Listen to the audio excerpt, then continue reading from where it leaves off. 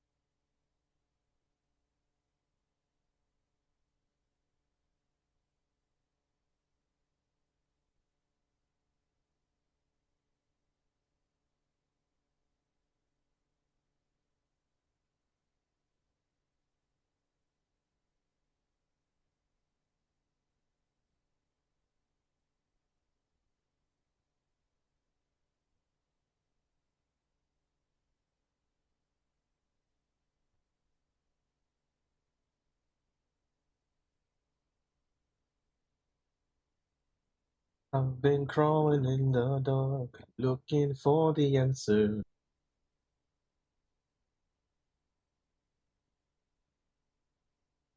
Well, he does have 1,000 Tell grudge. me what it's for. Make me Why is understand it it. saying?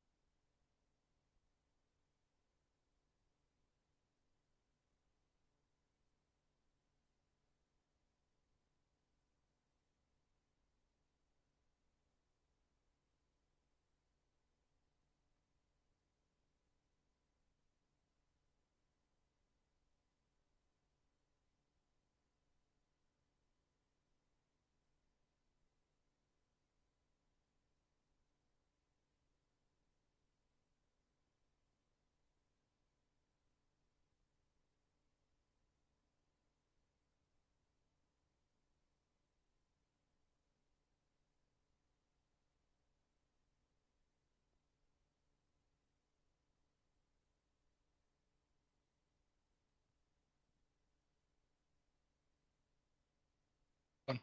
はい。では、前に出ます。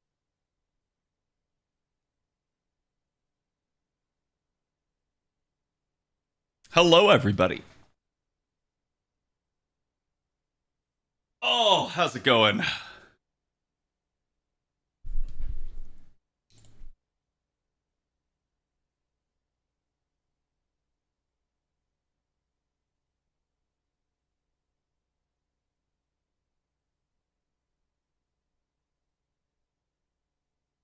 Let me grab you guys today's sauce. I did just get the go live tweet out. Do me the favor, go give that some love. You guys know I appreciate it.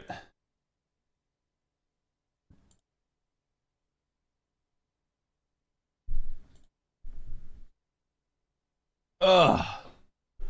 Let me get my phone plugged in.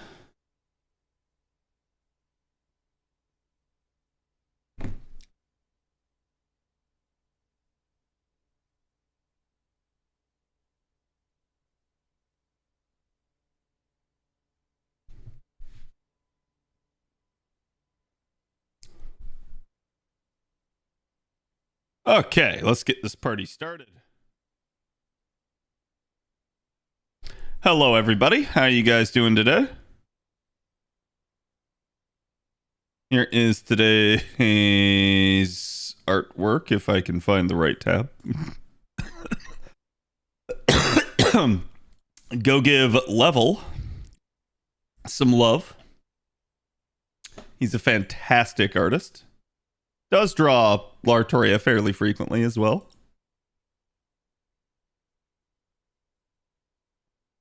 But again, how's everybody doing today?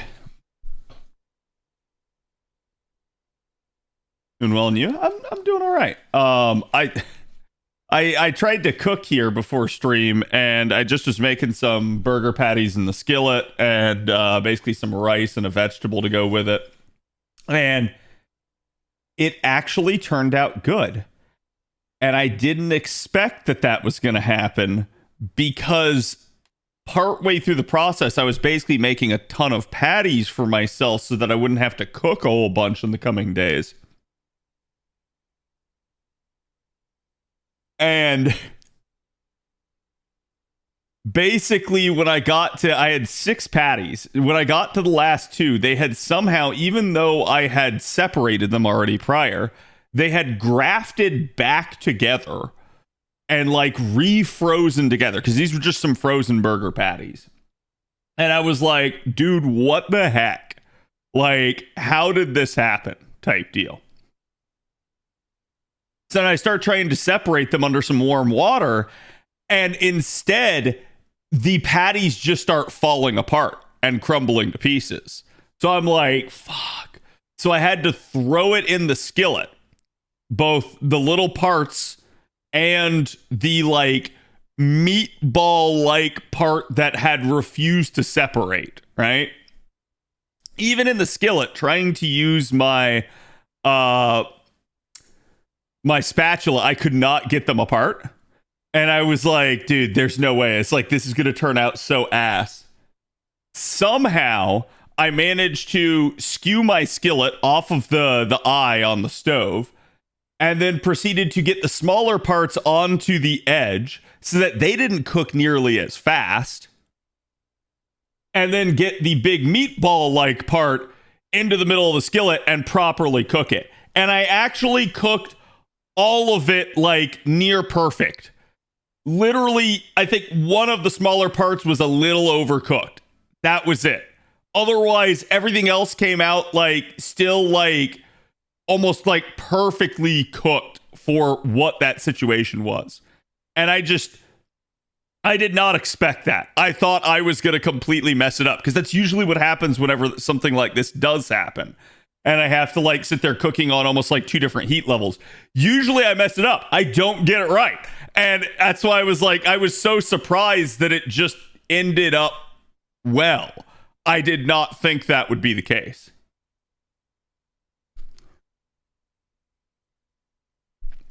Anything can go wrong, but turn out well. Yep.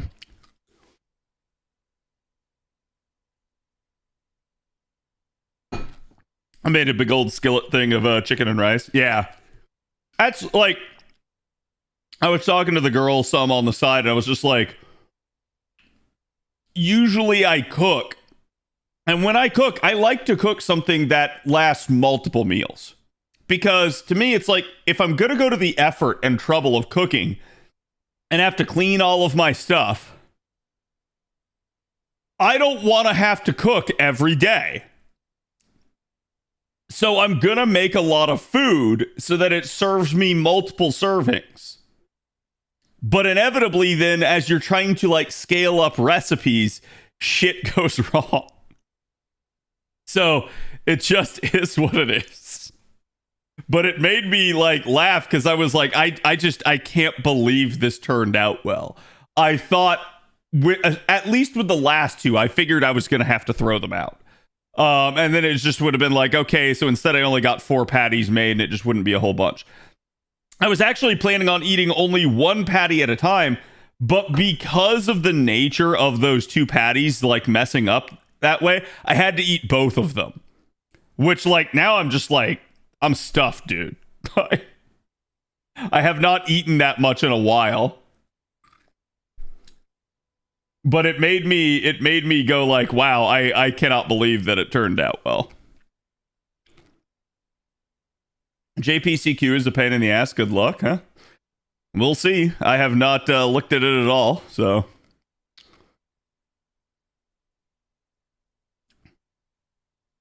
NP1 is fine, but no append is not. Okay, we got Czar. Does Czar at least have the append? Czar does. Perfect.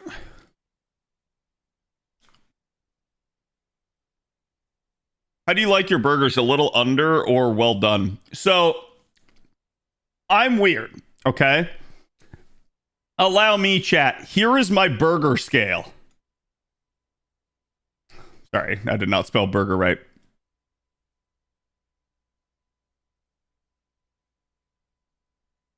Okay. And you guys can tell me if I'm wrong.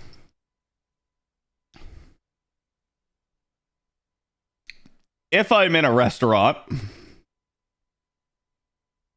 that I trust,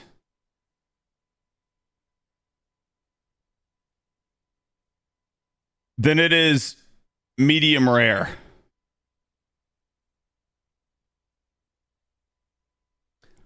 If I am in a restaurant that I'm just going to say don't trust,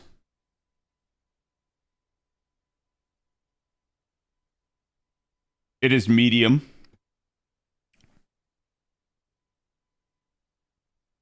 If I am making them myself, it is medium rare, assuming I can get medium rare. It's I have a hard time cooking and trying to hit medium rare because of the whole like residual cooking effect that occurs. Usually it just results in medium all the time. If I am making burgers in the skillet, like I did today, I actually have a tendency to prefer those well-seasoned. Actually, I don't have it because I took it back, but I was going to say I could have showed you guys my bottle of Worcestershire sauce. I usually will put Worcestershire on it. So it's like, in that regard, I actually almost prefer that like medium well done. So I run the whole gambit, basically. Like, if I don't trust the place, it's going to be right smack in the middle at medium. If I trust the place, it's going to be medium rare. And if I'm just making skillet burgers and I'm not like grilling for myself, it's going to be medium well done. Where's rare? You don't want to eat a burger rare. Not in my opinion, at least.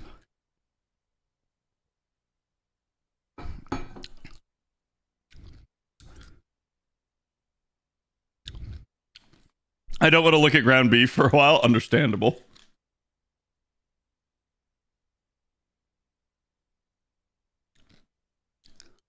I could have balled it up, repatted it, sent it back. The apology burger that followed was better than perfect. I think it happens sometimes. They basically like get caught doing too many things in the kitchen and they don't keep their eye on the burger.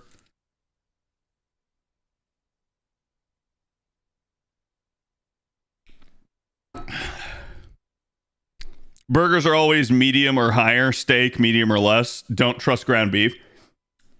Like I said, if it's a restaurant and I trust them, I'll do medium rare. Right? But like if I had a situation like that where they brought it out and it was rare, I would send it back and I would probably not trust them again.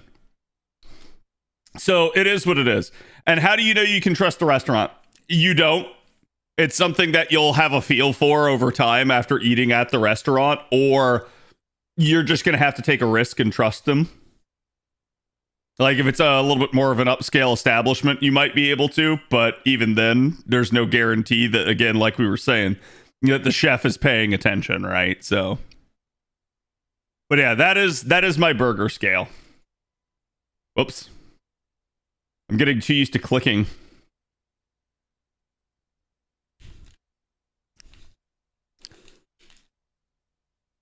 But yeah, steak, I'm a lot more of a medium rare guy. If you're gonna offer me a steak and you're gonna fuck it up, hey, I'll send it back. I'll get a new steak. So that's not on me. That's gonna cost you a lot of money. So usually I feel like restaurants won't do that.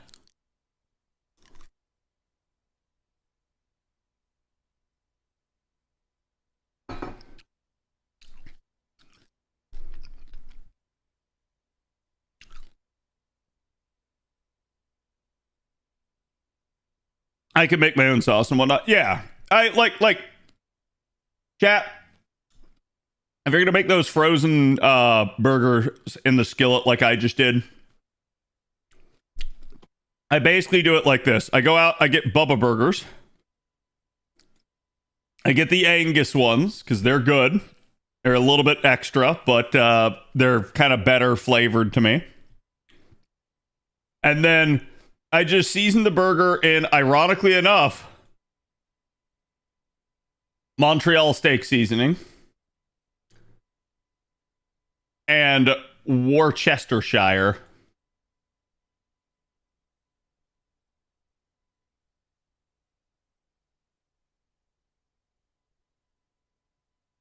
Yeah. God, I have to think about how to spell Worcestershire.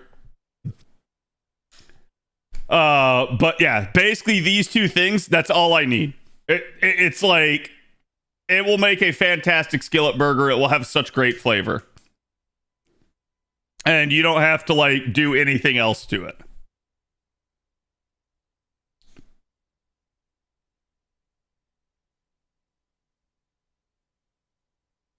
Because I want to enjoy everything on the burger.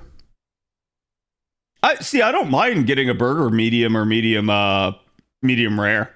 It does not bother me. Like, because I still like the burger to be a little juicy, but I do understand the concept of don't trust them. I also understand like again, me doing a skillet burger is different than an actual burger to me.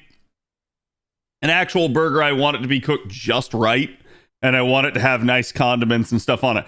A skillet burger is like, bro, I'm just throwing a patty in the skillet to cook real fast because I'm hungry. Like, I am not super particular about the flavor of it. I probably should be, but pickles or no pickles on burgers? This is a very dependent question because it depends on what type of pickle and it depends on whether or not it's fresh. If the pickle is not fresh, the answer is no pickle. If it is a fresh, crisp pickle, absolutely on a burger. Fantastic.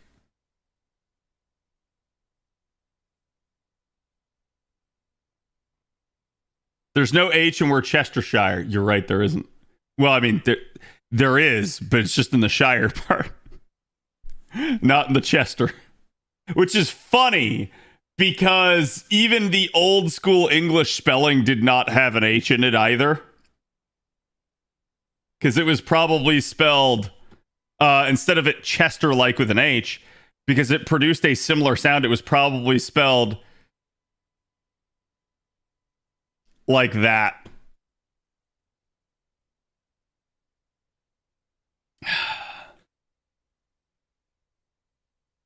But I do fall for that trap sometimes.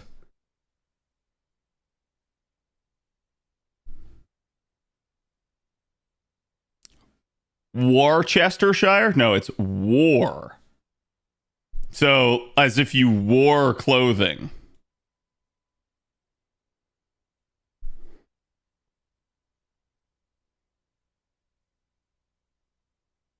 Sorry, I had to think here for a second.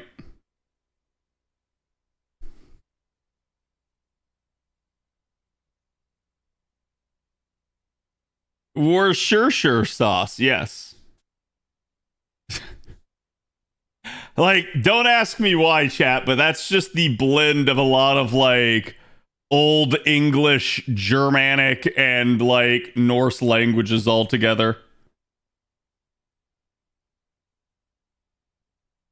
Found a way.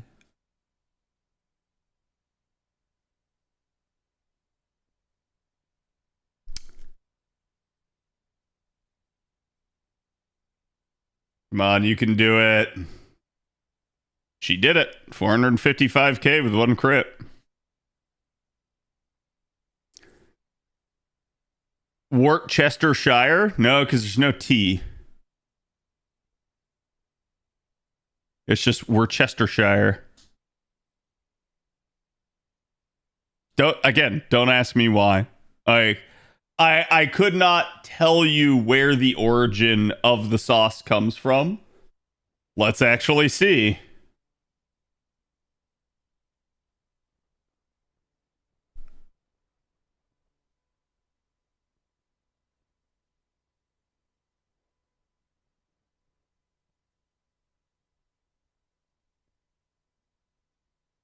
Fermented liquid condiment invented by pharmacist John Wheely Lee and William Henry Perrins, which is why it's made by Lee and Perrins, in the city of Worcester in Worcestershire, England.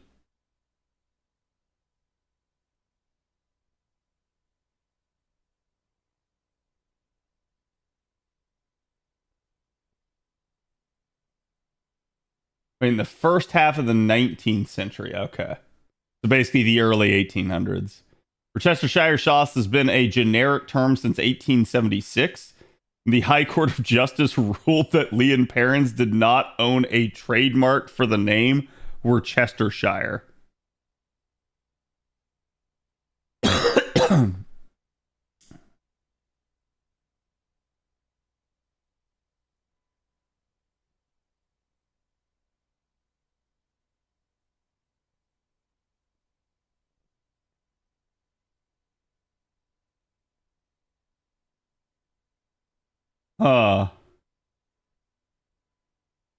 See, chat. So the other day when I went to go visit my brother, we ate at an English pub and they had Welsh rarebit. And apparently you're supposed to use Worcestershire sauce on it. Sorry, Worcestershire. See, that's the problem. It's Worcestershire, but we just like bastardize it into like almost like a Cockney form of the word. Worcestershire. We get rid of like all possible identifying characteristics.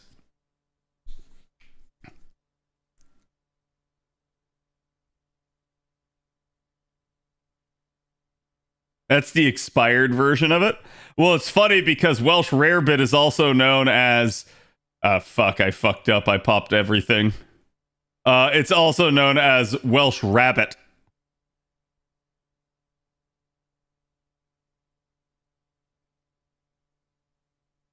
Oh, whatever. I'll just take longer on this one. Best rabbit is chicken fried. I can't say I've ever had chicken fried rabbit. That sounds wild.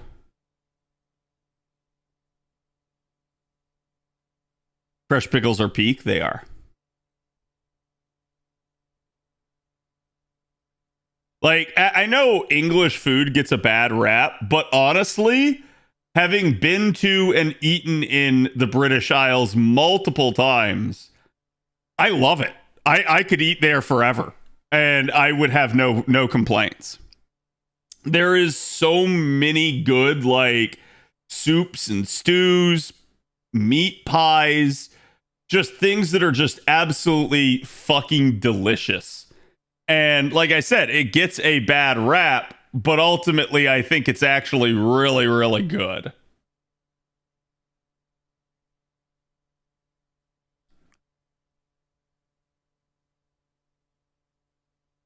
Yeah, this is going to be a problem. It's going to have taken me all 3 turns just to get through this.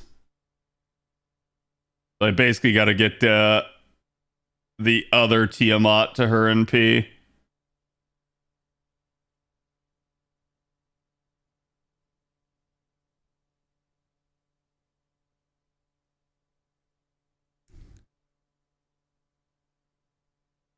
I kind of wish Worcestershire was in a similar naming manner.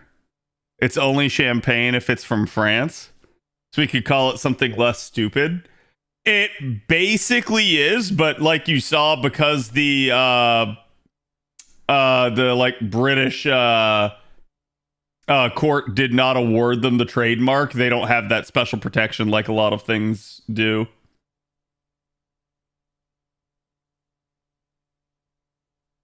End of the road.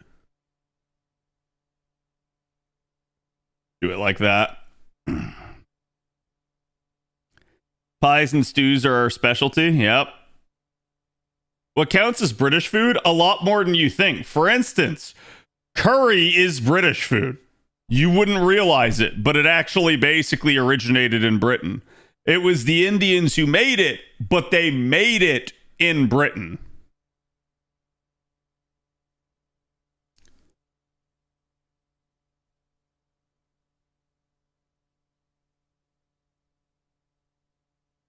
With a bowl of rice, amazing, yeah. Got my first 120 today. Hey, congrats. Wait, that didn't kill? Oh my god.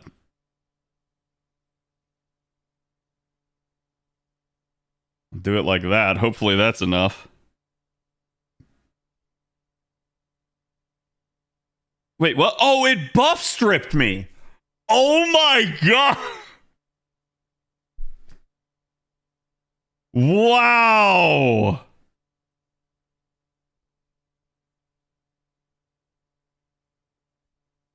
Classic? Yeah.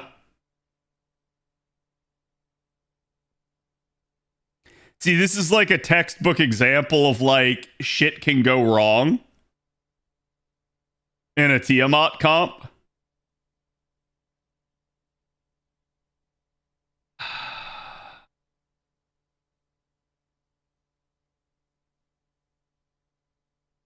I don't think he's gonna kill, but just to be safe,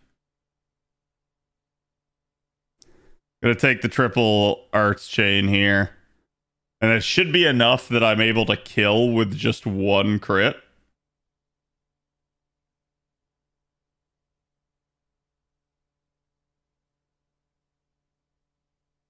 Oh my god, you little bastard.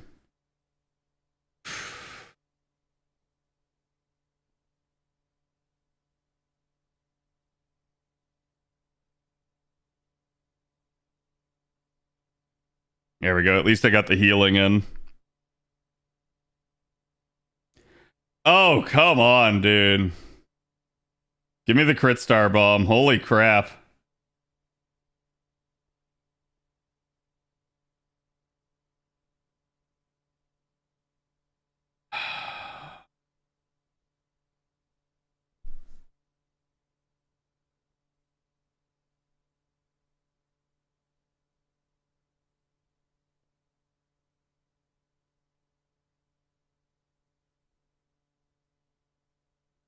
Curry is made with a roux, which is typically made with wheat flour. Yep. Whereas wheat was not the primary grain in India. Correct. This challenge quest looks hard. Well, hey, maybe Game Press was right. Look how much the comp is struggling once I got outside of the original 3-turn cadence. Nah, I mean, it should be fine, all things considered.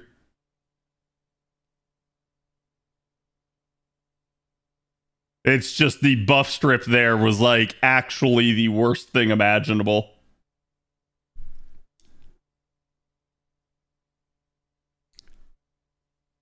Okay.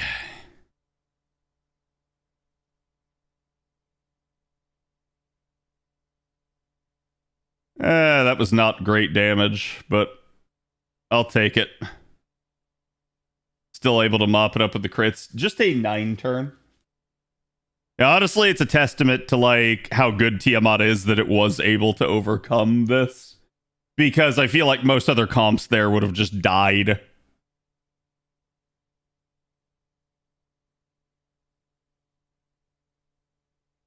Not good without the buffs. I'm afraid she's Game Press D tier.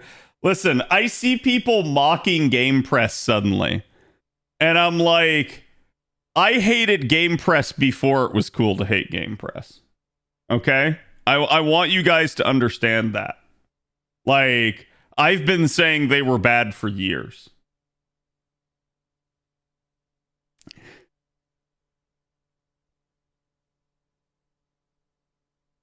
You're not killing my child? Yes.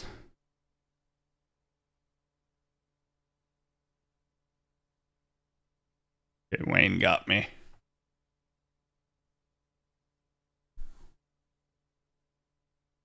But all MP gauges are at 0%. Yep. Okay, so how that was supposed to go was I was supposed to just get rid of her right off the bat there. I don't even need the defense down. I just do it just to do it.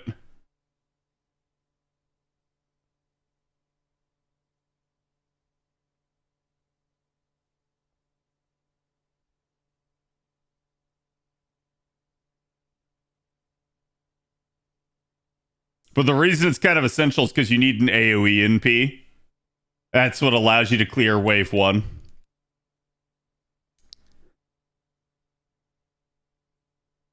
I've never hated them. No, I've hated Game Press. Game Press like event guides are the best. They are actually the best guides that exist out there. Game Press for literally anything else, actually terrible. Actually bad. Never rely on Game Press for anything else. And the only reason I can say it is because there's two problems. One, years ago, Game Press switched their website layout to mobile only. That's why if you ever go on it, it's always that like thin strip, even if you go on desktop. And I feel like that is just the stupidest thing ever, okay? And it's one of the big reasons why I just don't want to use their stuff.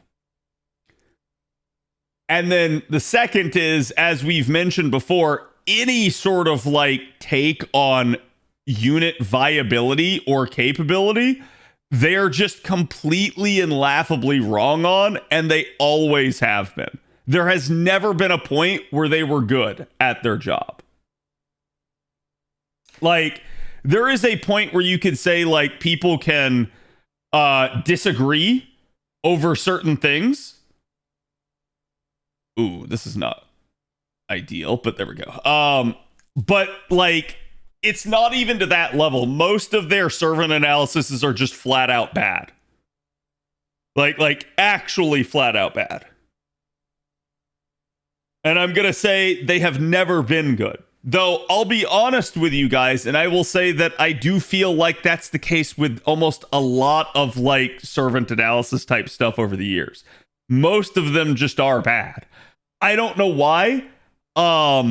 I think there is definitely, like I said, like there's points where like I can disagree with the person, but most of the ones that I see of like reviewing anything else, it's usually just a person spouting nonsense about something that they don't know about, because they don't understand the actual numbers and what they mean. And this is also one of the reasons why I can actually review a servant that I've never touched, because I can look at the numbers and understand how the performance will go regardless of ever having touched it. Obviously, it's better for me to lay eyes on it, to actually use it, or to see somebody else using it. That's going to help me out a lot more. But still, it's one of those things where it's like, it's actually a lot easier to understand a unit's viability when you understand what the numbers behind the viability mean.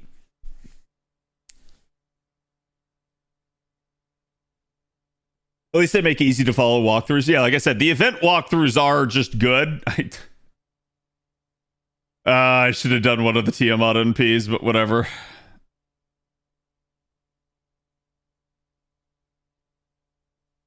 But this has just been the issue overall for a long time.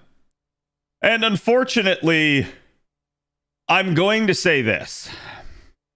The FGO community just relies on first information. It is one of the worst aspects of the community is that like people won't fact check anything. People won't sit there and do their homework on anything. People will just rely that the first source of information that they heard something about is true. And this is how we get so many like warped games of telephone in the game where like somebody says something and then like somebody else runs off with it, assuming it to be true. And it's either not true or they misunderstood and like said the wrong thing as a result. So it just keeps happening over the years where it's like again, one of the ones that historically I'll never forget is like people basically sitting there and saying you needed multiple MP levels to make a character loop. This was a thing for a while. A good chunk of the community actually truly believed that. Still to this day, I get some people that do. I understand if they're newer players, how they can think that way, and it's not a big deal. But back then, that was the pervasive truth, is that, oh, you needed multiple Noble Phantasm levels to make certain characters in the game loop. And it had never been true, ever, at any point. And it was why it was so funny to me because, again, one of like the early parts of my streaming career was me setting out and playing on JP. And with that new account, I very quickly had to get stuff up and running and online and get things able to loop. And I'd have people that would come into stream and they'd be like, you need NP3 Dantes to loop.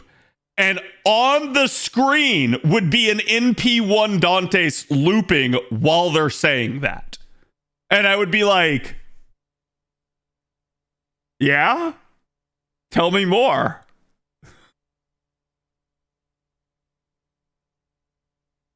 It's like you're staring reality in the face, but you're insisting it can't be done.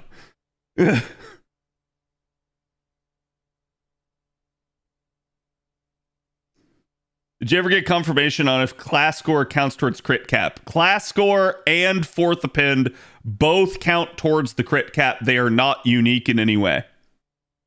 Therefore, you almost don't want fourth append and like additional archer crit buffs for Tiamat. Feels bad, but it just is the way it is. Like, you can at least tolerate an additional 100% worth of modifiers, chat. But beyond that 100%, any additional crit damage that you get is completely wasted with Tiamat. Assuming you're using double Tiamat setup.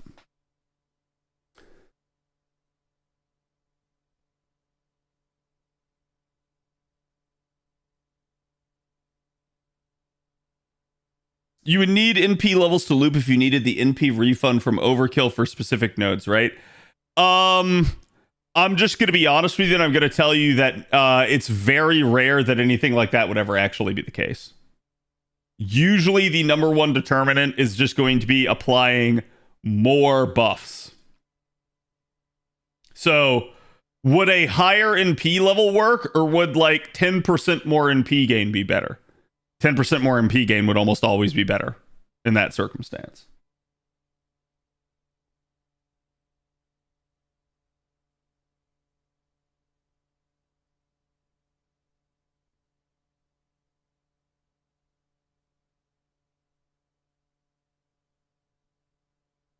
But yeah, so it's like there could be like a really like rare scenario where in a very specific node with a very specific unit, they are sitting there like 48% refund. They desperately need 49% in order to loop. And you're just like, oh man, I could get more. Here's the thing though. If this is the case, and this has been the case a lot for me, like for instance, I am currently on the new player account farming Bountiful Sea while I'm off stream. Depending on the Summer Ibuki I take, she refunds exactly 48% off of wave 1 going into wave 2. That fucking sucks. So what do? I pre-card. I just go up, smack one of the enemies, and now it becomes 49%. And it is that easy. So it's like your solution is almost never go get like more MP levels. It just really is not going to help for that. You get more MP levels because you want damage, not because like you need refund, basically.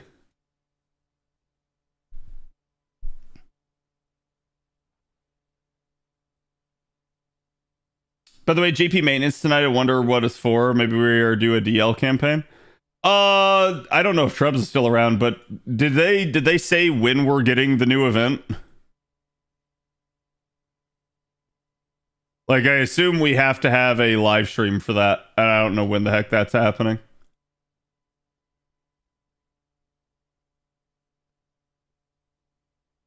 Grand Rider? Yeah, but I don't think the Grand isn't the Grand Duel not until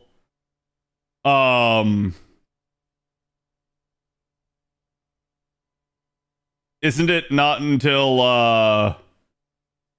after the new event? That was my understanding of it.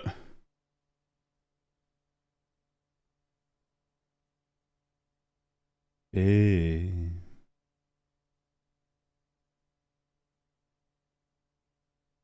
Oh me.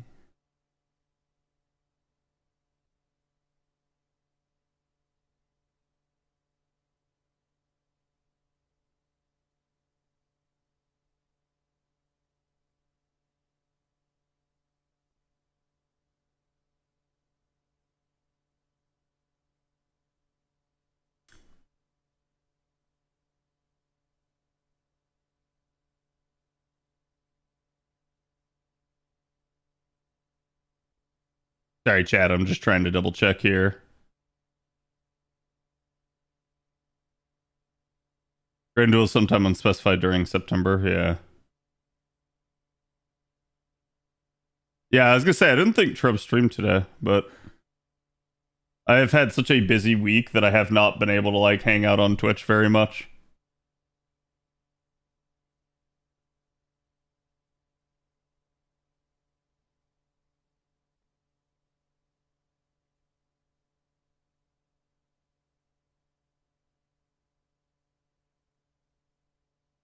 Wait, am I done with the event?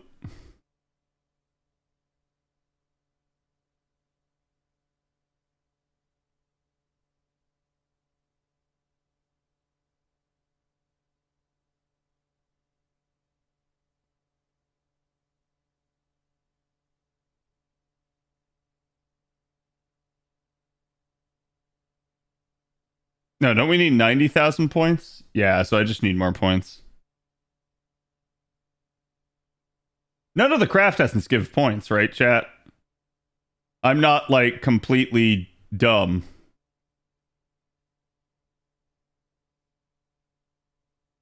Open the boxes, I know.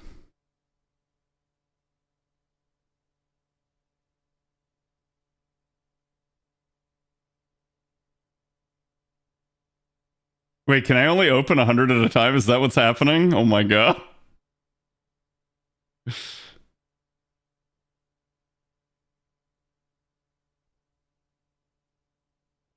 Okay, so I only need like 10,000 more points. You just need the 100% spawn rate for more points? Yeah, but the problem is like you realistically can't get it. Like I could if I didn't MLB, but like I don't care. There's still several more days in the event. I don't mind farming the node. It's not a problem. Like I'll get the last 10,000 points. I'm not worried about that. Oh, this is an egg node. Hell yeah. Never mind. I should absolutely be doing this node.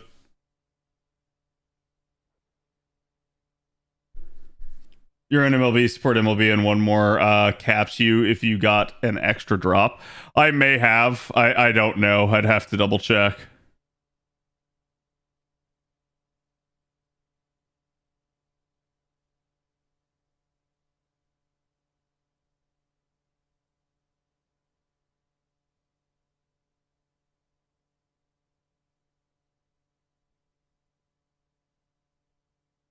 All for you. I've only got damage sheet to drop. Yeah. Well, like I said, I don't think I.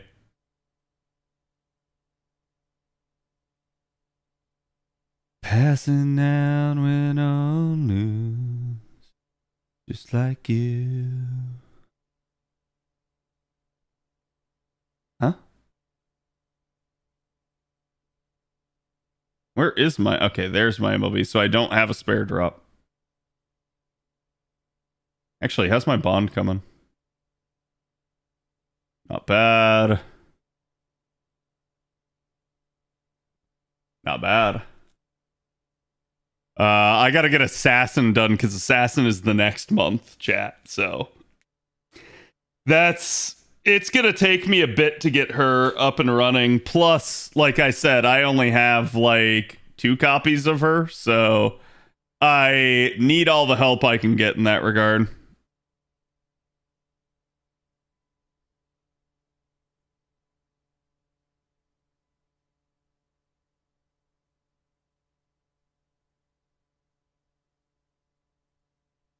Only 500 off the goal, though. Nice. Well, Gina retweet thing is up, by the way. Is it? I didn't see it. Did they just put it out?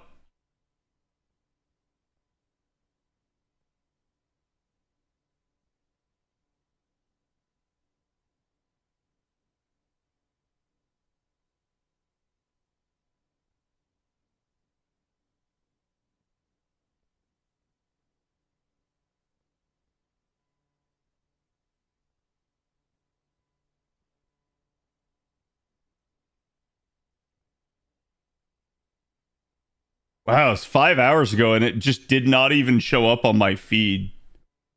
That's fucking wild. At least they pinned the tweet, so that means they're getting more Twitter savvy.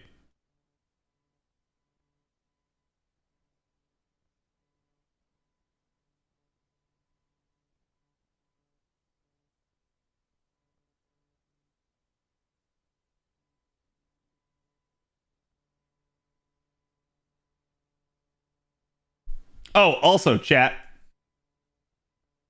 Because I kept forgetting, and so did Dan.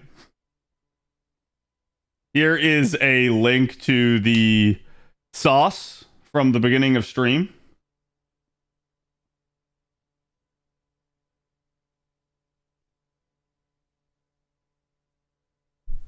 So I'll leave that pinned there. Okay. Wonder if someone mentioned it to Albert to pass it along. I don't know. I'll just say at the end of the day, the devs have got to do a much better job of marketing. I don't have like the silver bullet or anything like that to like help fix their scenario, right? But I can say by not being more informative, by not attempting to be like more viral with their interactions and stuff online, they are costing themselves just slowly but surely over time. In the same way it cost me. But like the difference is I can't do it because I don't have the time. They're a business. Not having the time is not an excuse.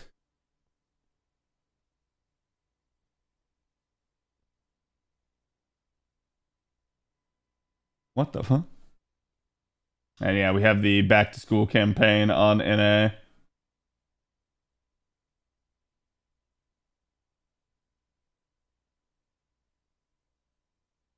Wait, LB7? What? Why am I in LB7? I wasn't even farming in LB7. I think I just accidentally hit it when I tried to hit Ordeal Call there.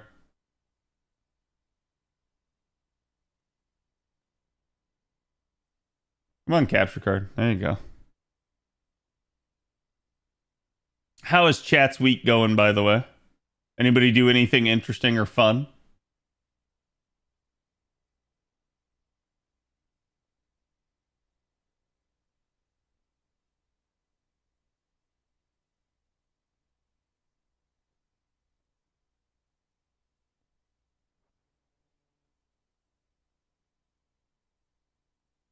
It's getting there.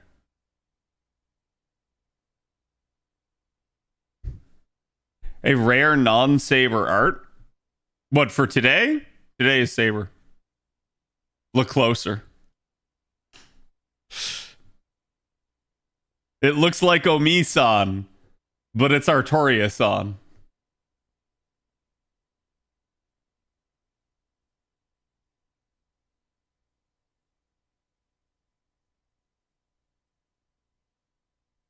Back to playing Sekiro again? Nice.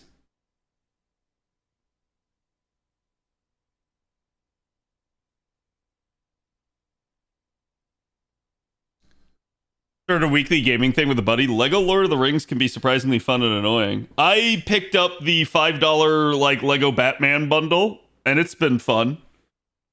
I technically beat the second game. I gotta start the third game, but I haven't really had the time.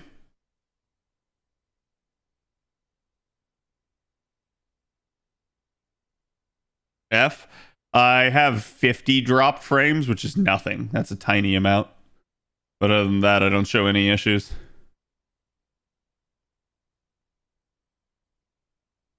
I've been to Manchester with my friends for my TCG Nats. Nice.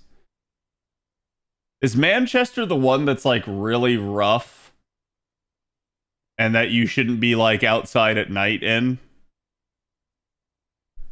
Trying to remember if it's Manchester or if it's a different one.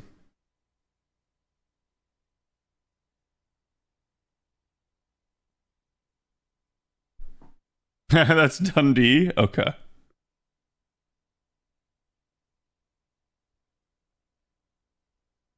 Friends got Helldivers. Helldivers gotcha for Xbox. Yeah, I mean it's definitely nice that like you can now play on Xbox. I know like Prophet and a couple of the people in VIP have been doing Helldivers, and they keep commenting on how they have like new Xbox players playing with them, which is like a little bit. It's good. I've said it once and I'll say it again. I'm not like a Microsoft or Xbox fan. In fact, you could argue I'm an anti-fan at this point. I want to see them crash and burn because I don't think Microsoft is good for gaming and the gaming industry as a whole. That being said, I hate the concept of exclusivity. So the fact that like Microsoft did shoot themselves in the foot but allowed everybody to have everything, and the fact that they're kind of trying to like open the doors back up with Sony and get all the stuff cross-platform and on multiple different things, I think is good. I actually think that's good. I think that is a good positive change, and that's awesome. The less exclusivity there is, the better, in my opinion. Now we just gotta break the impenetrable wall that is Nintendo. If only we could have Nintendo games on other platforms.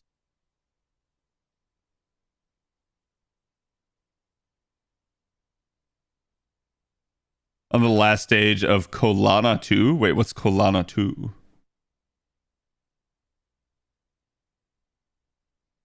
I've never heard of it. Bad news about the lawnmower that's going to cost upwards of $600. Oh, dude, I hate that shit. It's one of the problems with homeownership is just like random crap breaking and you suddenly being like, all right, now I got to pay another $1,000 for something. And you're like, I hate that. I hate that so much. I probably got to get a plumber for my master bath. I have to probably pay to get the house painted at this point because the HOA is all over me because I tried to clean my garage door that they were upset about, and it just made it look worse. So on top of having to recently get a new car, I'm just like, dude, fuck these people. Fuck everything. Mulana 2? Cross-platform is a great thing. Well, kind of. So I don't mind like cross-platform in premise, but we were recently talking about with Battlefield 6, I am not a huge fan of letting controller people play with mouse and keyboard people in a shooter. I feel like that is just toxic because either the controller people are mega gimped and cannot keep up, or the controller people are effectively aimbotting because their aim assist is so strong. And it feels like there's just no in between.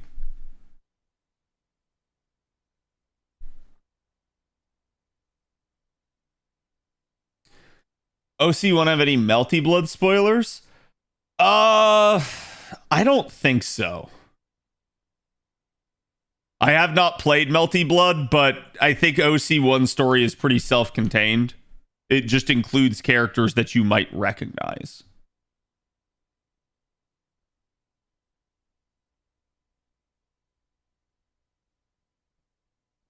Usually you can toggle it off, yeah.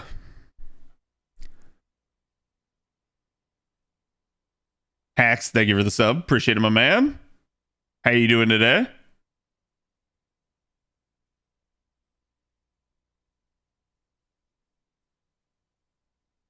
When I fly flags, they can see from my flag post. Fuck them. I don't know. Unless you're flying like some really offensive flag or something. Like, again, I've seen like HOAs get upset over people flying like the American flag. Or HOAs getting upset because somebody had like a season's greetings flag or something like that. And it's like, dude, just fuck off. Like in the same way, it's like I'm not gonna get upset if one of my neighbors has like a happy Hanukkah thing out instead of like a Christmas decoration. It just is what it is. Like, as long as it's not like some stupidly obnoxious thing, I don't really see a problem with it.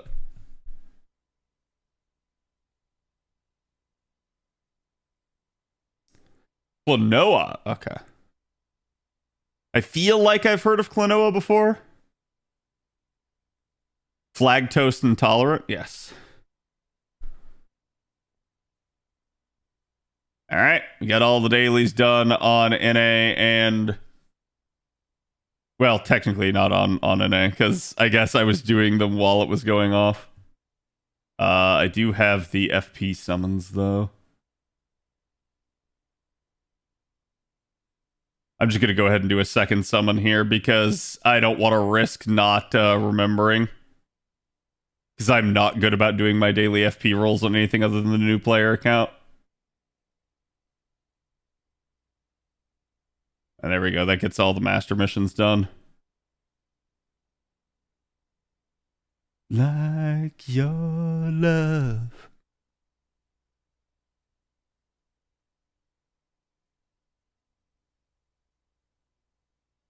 Did I do my daily story summon on JP? I did not. Let's go touch that.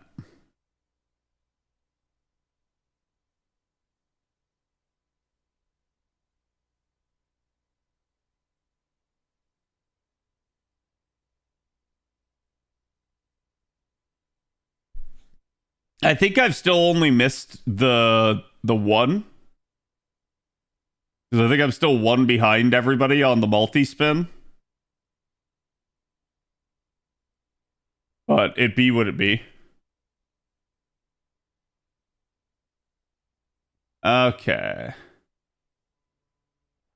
The chat, let's do the JPCQ now.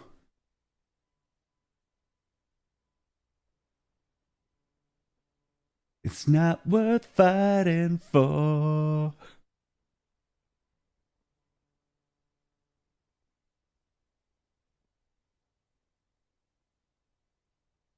Lucasfilm announces casting for Star Wars Starfighter in production. Ryan Gosling, Flynn Gray, Matt Smith, Mia Goth, Aaron Pierre, Simon Bird, Jamel Westman, Daniel Ings, and Amy Adams. Wow, really? I know 1, 2, 3. I know at least 4 of those names. So they're trying to go a pretty star-studded cast for that.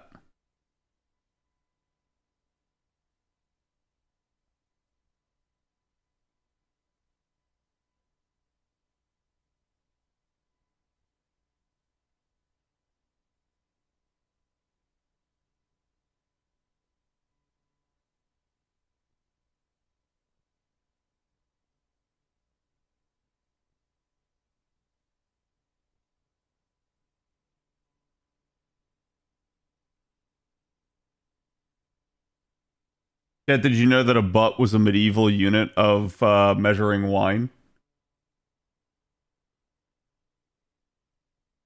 And that's where the term a buttload comes from.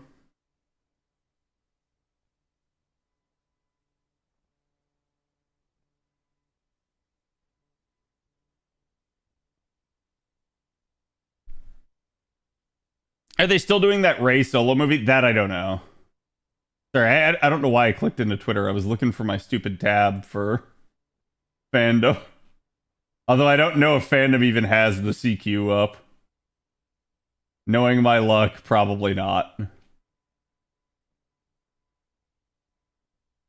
Okay, it is Olga Marie and Miss Crane.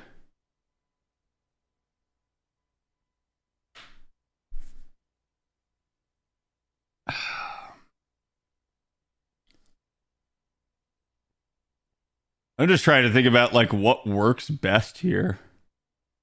It might actually be just using Olga Marie.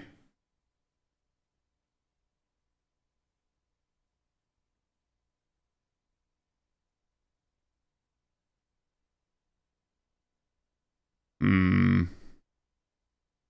You know what? Screw it. Let's just do Tiamat.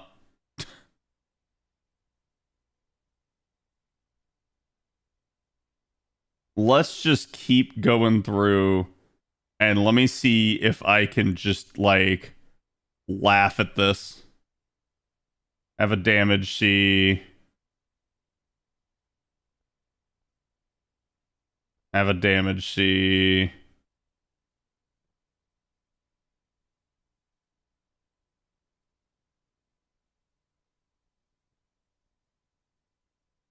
I've read that you need to be careful about death triggers. Oh god, please no.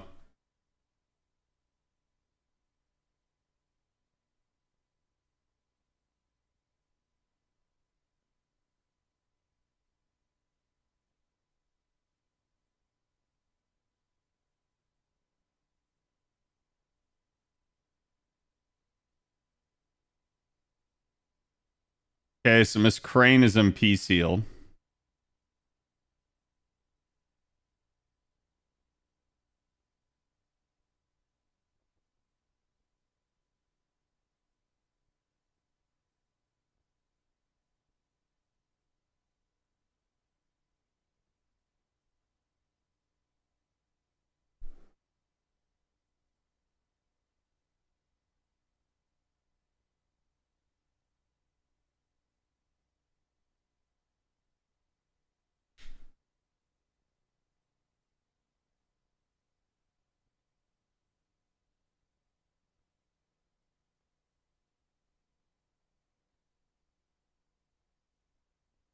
Okay, now let's see how she does.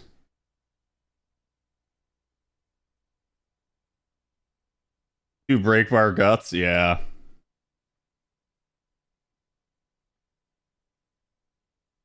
Okay, we at least got overgage, so we broke both of them.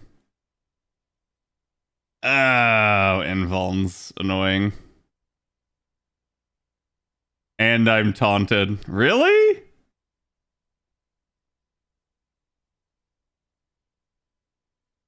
And she heals.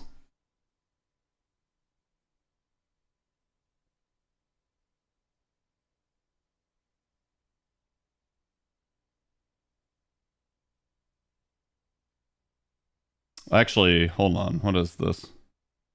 5 times? Bro, what?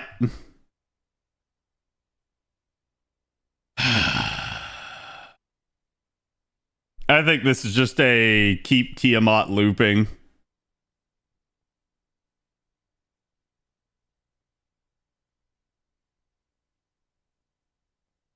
Both to reduce damage output.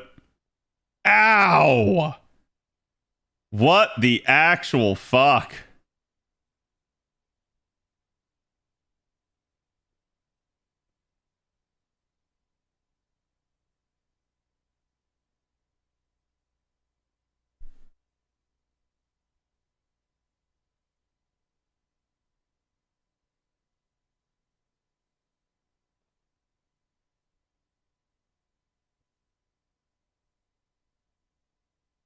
Yeah, it's absolutely overkill on crit buffs for right now, but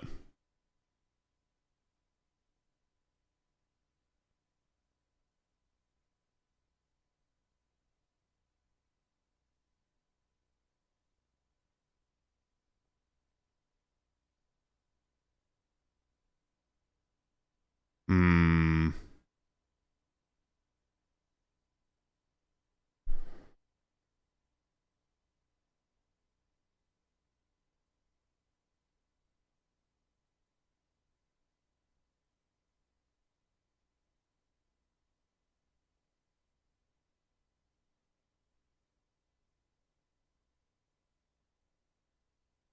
I'm worried I'm going to lose left Tiamat.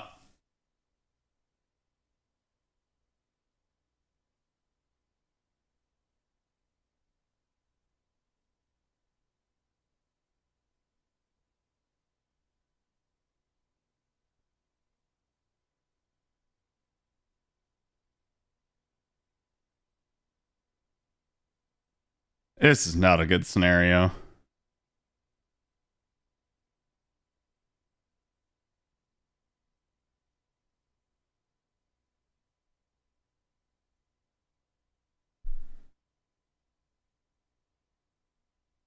Three-day weekend hypers? Yep.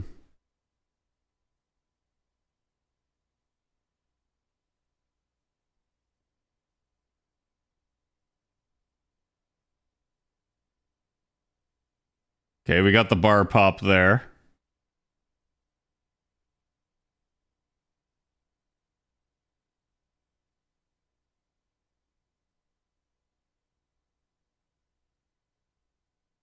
Okay, I don't appreciate the...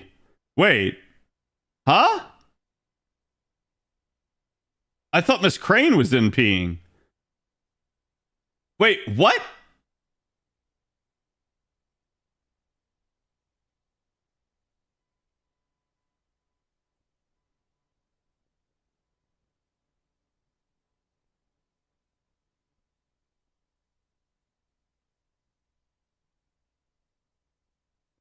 Did I get buff stripped there?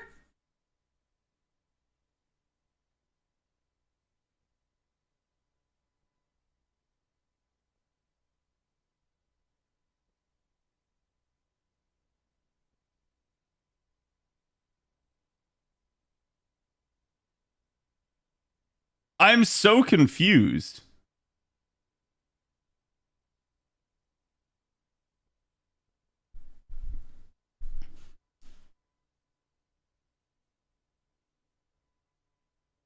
Yeah, I think this is a job for App Media at this point. Like, fandom just having what the enemies are is not helping at this point. I need to know what the break bar effects actually do.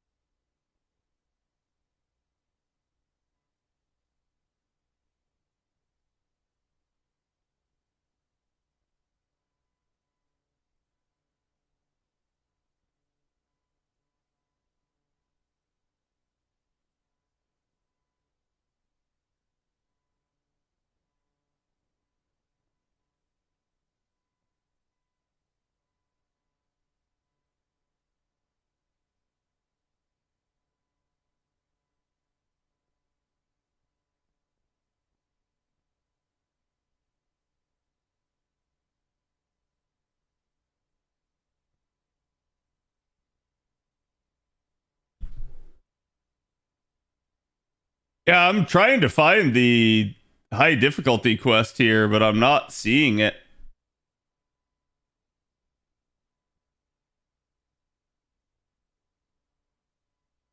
Like, App Media does not have the challenge quest listed on their front page, which is weird. They normally do.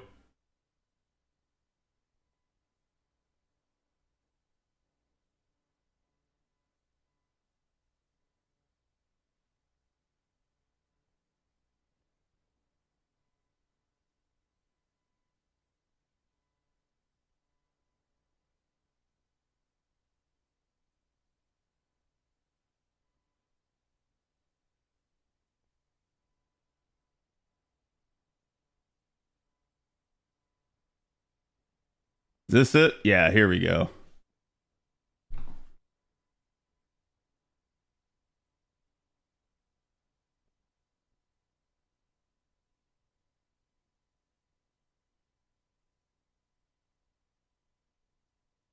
When hit by a Noble Phantasm attack, grant self Summer Power Mode, Noble Phantasm. And when hit by a critical attack, grant self Summer Power Mode critical.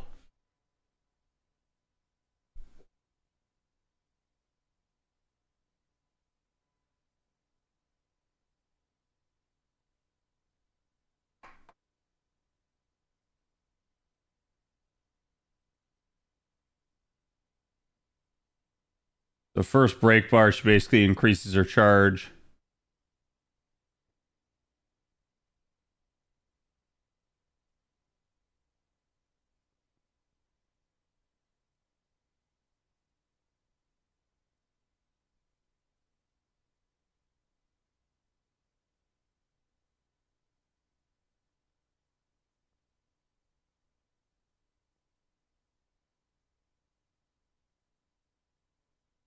Oh, interesting. So she gets different effects depending on whether or not you're critting her to death or impeding her to death.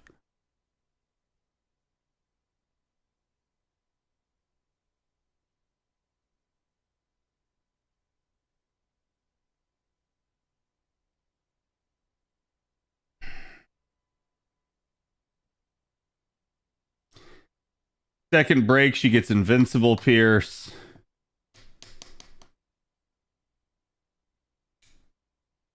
Assuming you've been critting her.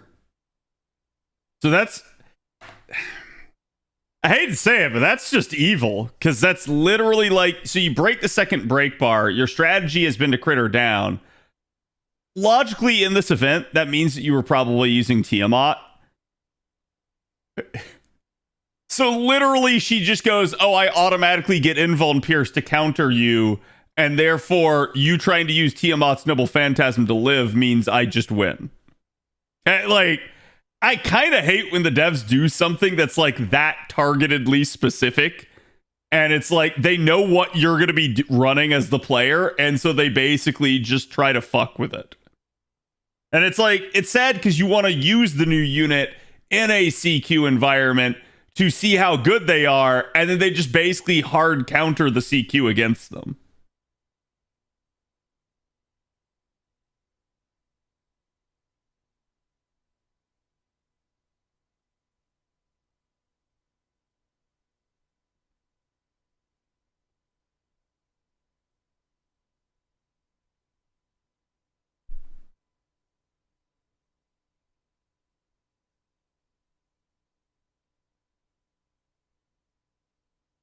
Oh, wow. So Crane could have charmed me.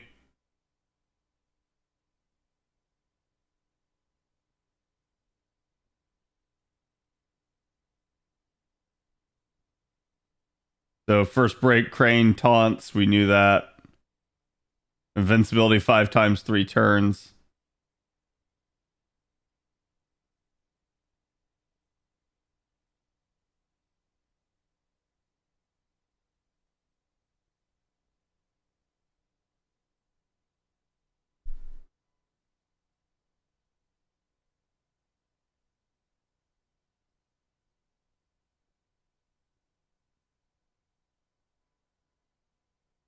She gets special abilities that she keeps buffing Olga Marie with. Removes all enemy defense buffs. And reduces defense for... Dude, so she randomly gets a special effect every 2 turns. Randomly. One of those is removes all enemy defense buffs. Which means that the AI perfectly got that on the turn that Olga Marie was Noble Phantasming. Dude, I'm at the point of just thinking, like, lately CQs have been annoying the shit out of me because CQs just keep perfectly getting the, like, worst possible effect or like best possible RNG against me they can. Like, it doesn't make me want to do CQs when they, like, when basically the CQ keeps getting lucky.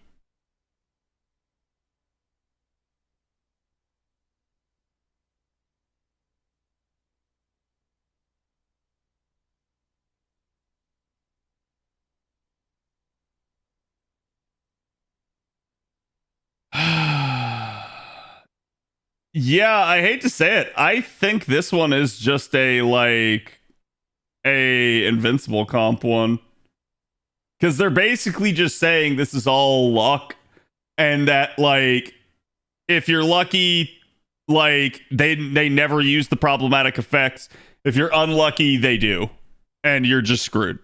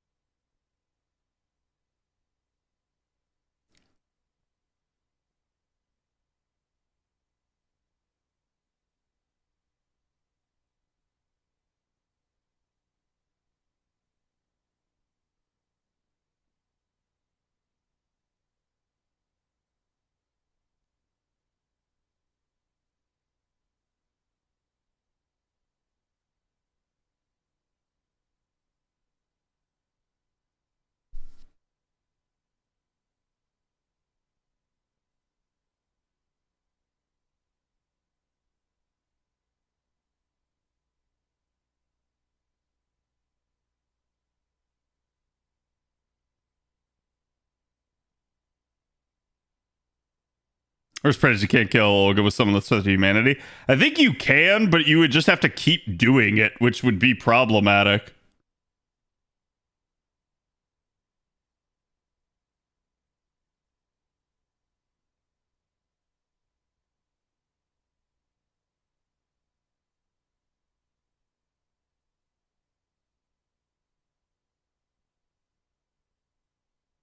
Hold on, chat. I gotta find my other Prisma.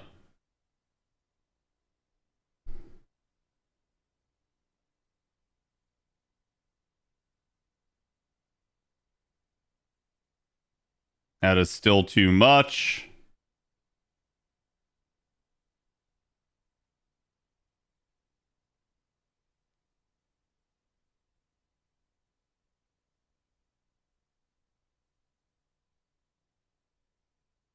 Oh, come on.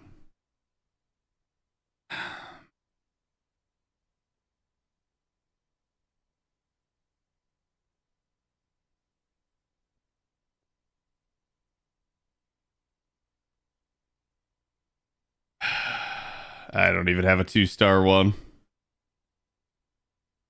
Enjoy, MASH.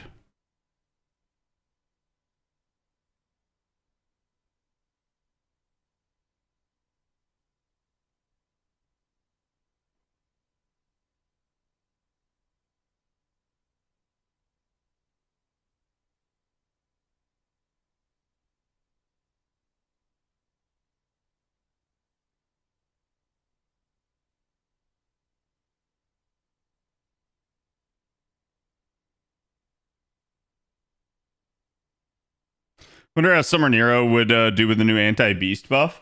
That'd be interesting. But the problem is you have an alter ego paired alongside, so that would not be great. I said fucking use CS for this. Yeah, it's fine. Like, I just kind of went in with Tiamat just to feel out the fight anyways. I wasn't expecting to get that deep in. But, like, man, it just wrecked Tiamat.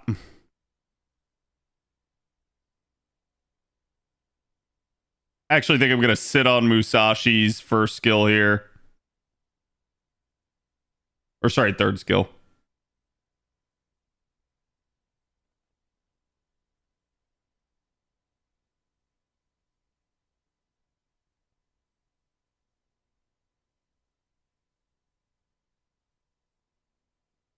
Really?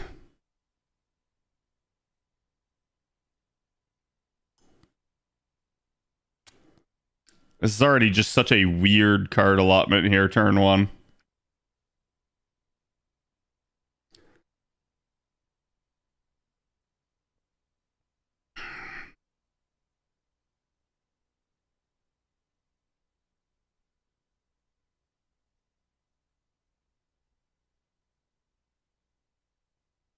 Oh, we did an Olga break. That's actually interesting.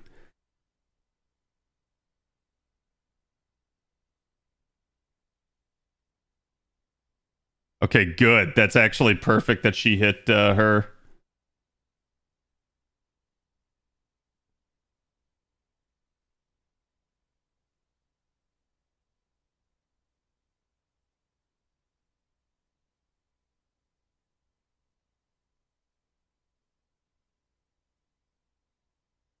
I'll do it like that.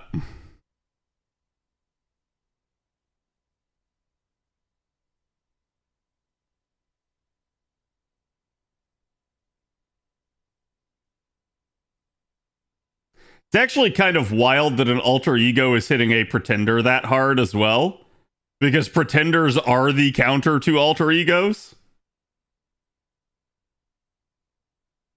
So it's like, it tells me that Jonas Crane here is like set to card really fucking hard. She probably has like an absurdly high attack stat cooked into the numbers.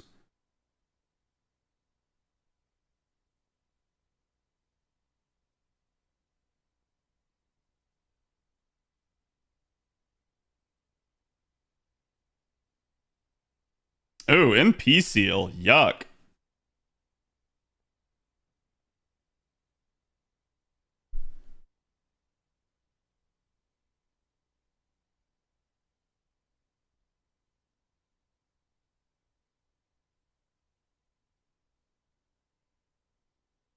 %, because F me, right, chat?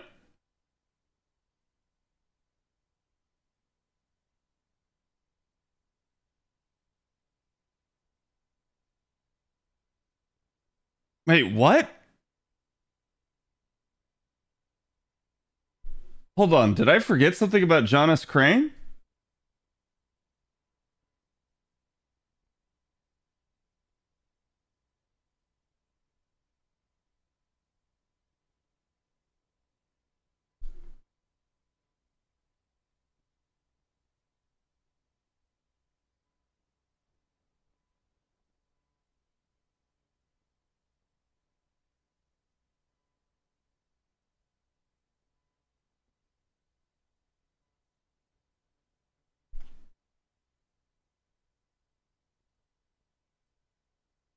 Yeah, okay. Her Noble Phantasm removes offensive. I was going to say, like, basically, I didn't pierce this because I didn't have Invuln pierce anymore. And I was like, wait, I know she removes defensive buffs due to the effect, but I was like, hold on, did I forget and she removes offensive? And the answer is yes, she does. Yuck, and we have an Olga NP straight into what probably amounts to another NP there.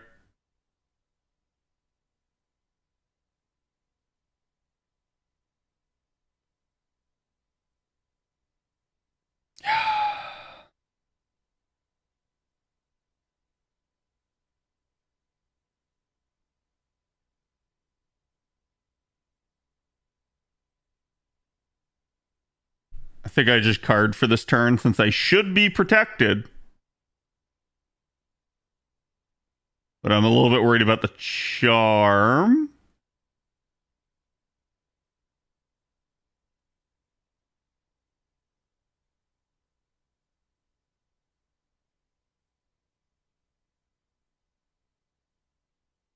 Hold. What? Bro, what is going on? I feel like they just magically get Invuln pierced whenever the fuck they want.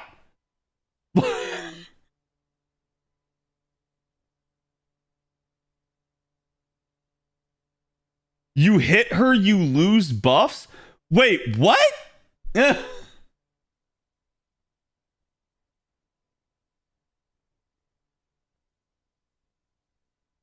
Hit who, chat? Because that's not something I saw in the write-up.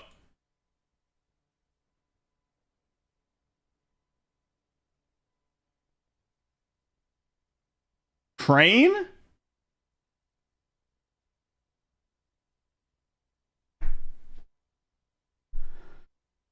Bro, what? Yeah, to whoever said that they didn't have any issues with this, no. Like, I assume somebody followed a guide, because, like, holy crap.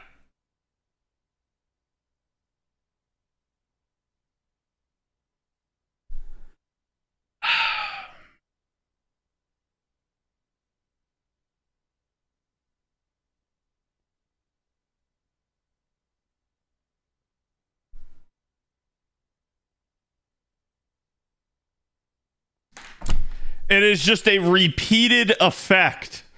Holy fuck, that is cancerous, dude. The only way to win is not to play the game. Like, what the actual crap is that?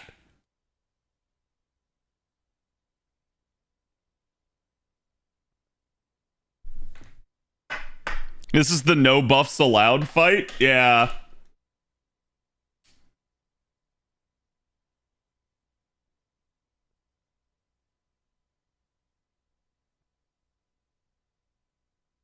Like, I need Crane dead as fast as possible because she is such a problem.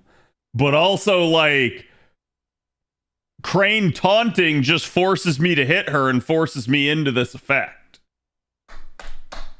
And I'm just trying to sit here and think, like, do I have an actual counterplay here?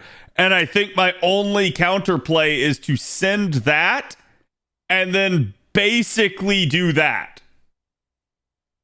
Actually, hold on. I'm smarter than this. I'll pre-card and then do it.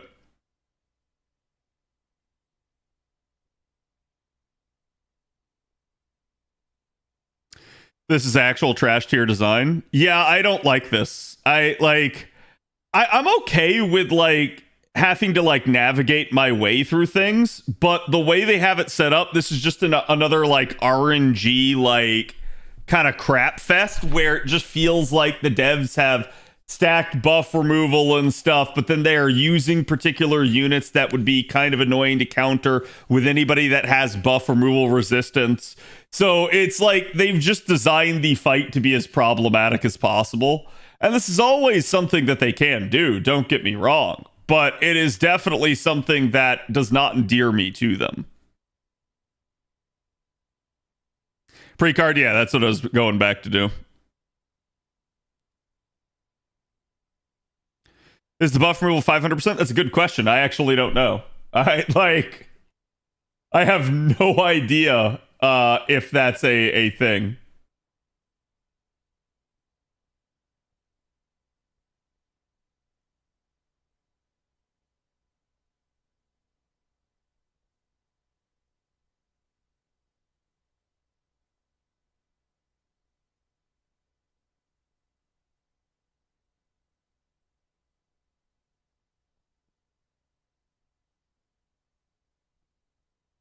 Wait.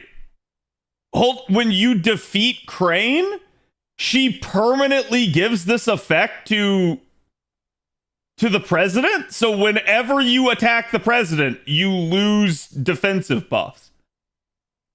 What is this shit? This whole fight is just cancerous, dude.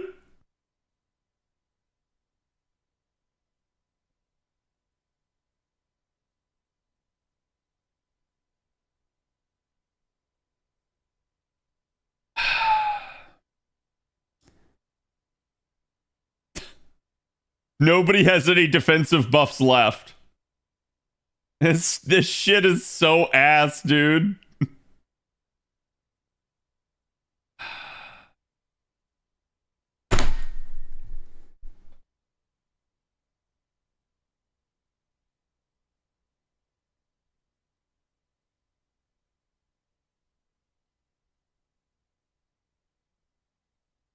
Buff removal resist. I'm gonna be honest with you with how much exists in this fight, buff removal resist is not a viable option. Basically, because all buff removal resistances in the game are 3 turns at best. And a lot of them are 1 turn. So it's like, it's not going to help you in a fight where the enemies permanently have such an effect.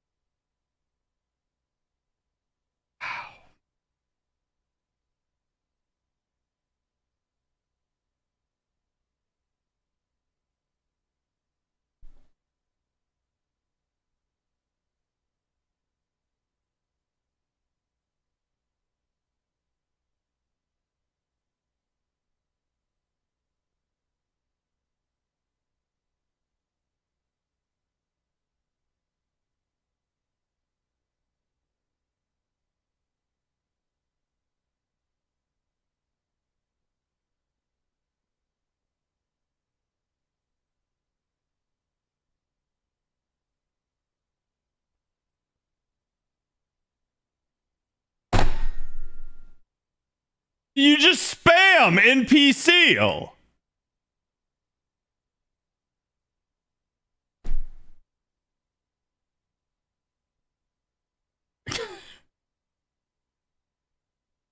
Oh, okay, chat.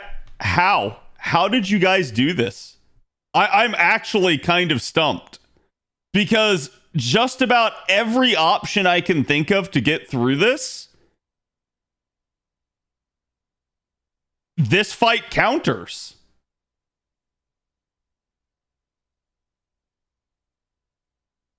Like, I'm coming around to the idea of just using command seals because I don't see a way through this one. I don't see that there's like a path that you can go down and it's like, oh, this will work. I feel like this fight counters literally every possible defense in the game.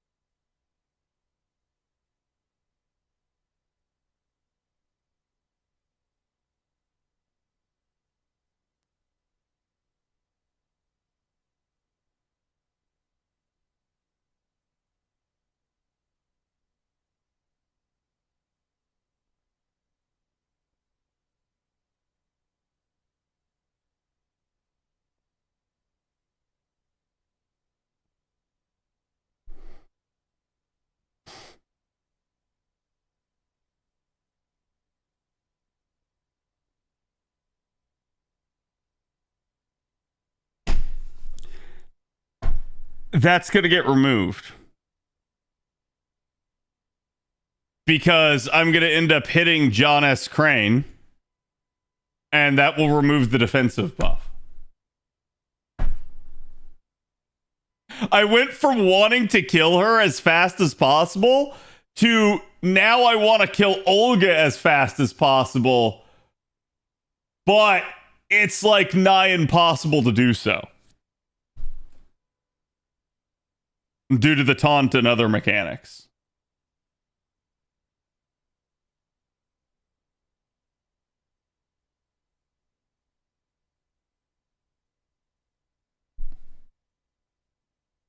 Another Mystic Code? I mean, this is the best challenge Mystic Code.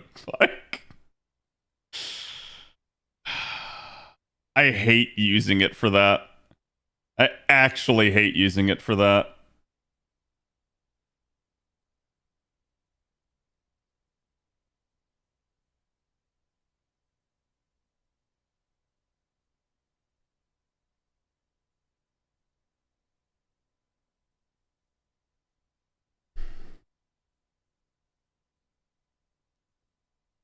I just did CS and didn't feel bad about it. I don't like that. I don't feel like they should ever design a fight that you should feel the need to CS, right? Like, basically that there's no clean way through it and it's designed around command ceiling. That's bad design. And I'm sure there is a path through this that I'm just not thinking of, particularly like maybe debilitating them. But see, that's the thing, is Olga should have debuff immunity. So I don't know if I've just gotten lucky in that regard that she hasn't shown it or not. Is the taunt, the crane taunt removable? In theory, you could.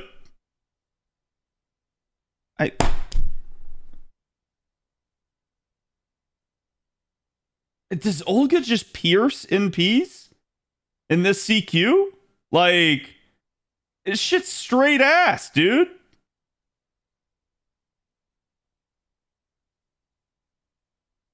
She has another Noble Phantasm. What is going on, game?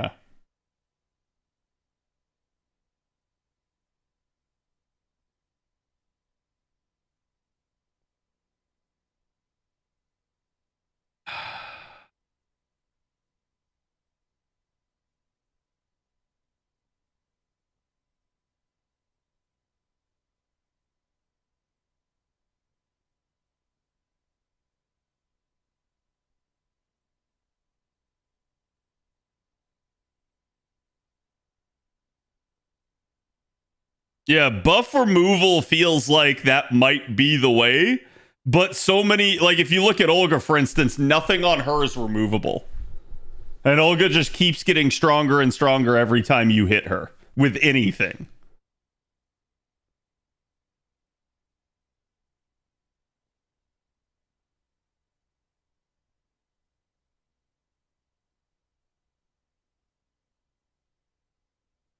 Like, I actually think I could beat this without seals now. Like, I could probably just mop her up. But this is dumb. Like, I don't like a fight that I have to like stumble through. I don't like a fight that I have to like sit here and slowly, methodically fail my way through.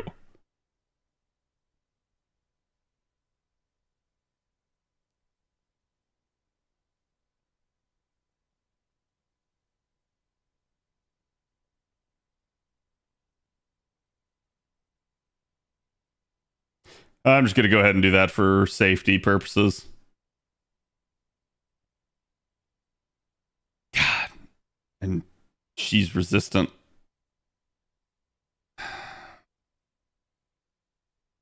think I still take it. I still try to get to the NP if I can. Yeah, the mash chain might have done some work there.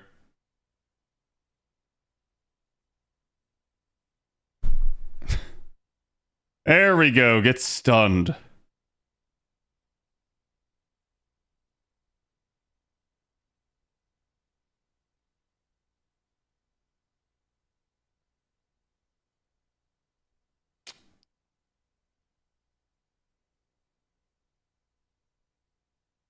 That's going to remove defensive buffs.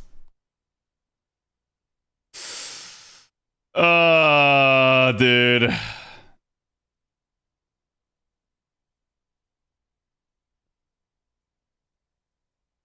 Thank you, Mash. But how bad is that guts? Oh, okay. It was just The guts was just the threat against humanity guts. I really don't know how to feel about that CQ other than I think that is the worst design CQ I've seen in a while. And I'm sure to some degree it's like, yeah, you were meant to be like buff stripping and debilitating the enemy. Like that might be the epitome of a fight that's like pretty good for someone like Van Gogh, where you focus instead on locking the enemy down rather than like you yourself trying to defend against the enemy. But I think the reason that I don't like it and the reason that I find that so stupid is because not everybody is necessarily going to have the capability to just sit there and lock enemies down. And the entire meta of the game is predicated on defending against noble phantasms and such. So it's like you have basically set up a fight where it is kill or be killed. And if you don't just like hard outscale the fight, like with, you know, grailed units and damage Cs and stuff like that, kind of how I just did, you probably struggle massively to get through that CQ. And I think that's bad. I don't like that. I feel like this fight has too many RNG mechanics already in it to begin with. And then to add in a permanent defense buff clearing state into the fight whenever you attack in any way, shape, or form is really, really nasty. I don't feel like that should be a thing. Like, it's one thing to have a enemy have a defensive buff clear on like break effect. It's another thing to have it where you basically cannot take an AoE into the fight. Otherwise, you're punished. And I think the other thing here is, even if you take a single target to try and get around that, the taunt naturally will still screw you up there too, which would mean you would need somebody to also buff purge John S. Crane to get rid of the taunt just so you can switch targets. And that just feels like such ass, dude. I mean, we're talking like you're limited to a very select number of units in the game that can be able to do something like that. So that's why, if you guys are noticing that I'm giving them such shit here, it's because it really feels like this fight was either just whale your way over the top of it or have certain key units that actually hard countered what this fight was trying to do. And if you don't have those key units, use your command seals. And I don't think that's good design. I don't think we should ever have a fight where they basically design it in a stance of you either have a unit or you command seal. Just actually bad design on that. I'm okay with challenge. To me, that was just like the devs being cruel. Weisugi Kenshin was immediately who I was thinking of. But it's like, it's so dumb. No buff purge on skill, right? You could do something like that. Like, for instance, if you were using, say, Jack, right? Jack has it on a skill. You could try to use it to buff purge there. But that would probably be the only way around it. And that would get you to be able to switch targets without hitting John S. Crane or removing your defensive buffs. That being said, your defensive buffs are still pretty much suspect because like I was pointing out there, I'm still not entirely sure what the mechanic was, but it really felt like you, Olga, just could pierce right through anything you tried to do on a whim. Like, despite not having invuln pierce or anything like that, it just felt like she was able to do it when she wanted to.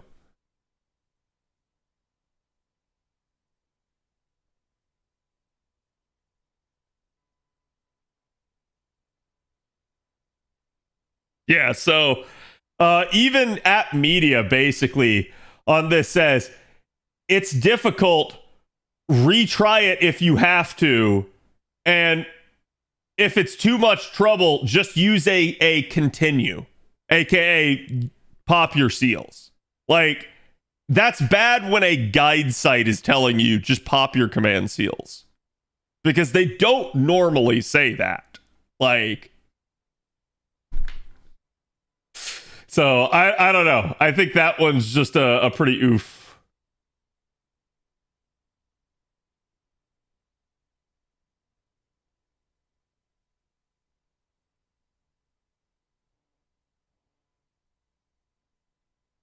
Yeah, plus you have to have invuln pierce, which is just like...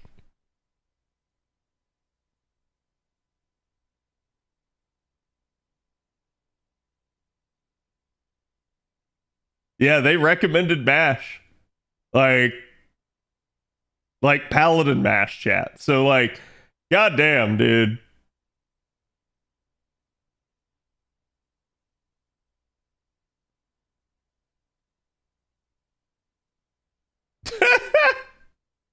Their other one is a really complex, like, solo setup, basically, where they just have, like, Georgios and Habitrot killing themselves and then using Battle of Camland to, like, feed the, Hyun Joe Berserker charge. It's like, dude.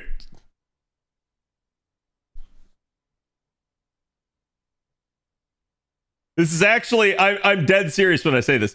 This is actually one of the most elaborate write-ups I have ever seen App Media do for a fight. That's wild.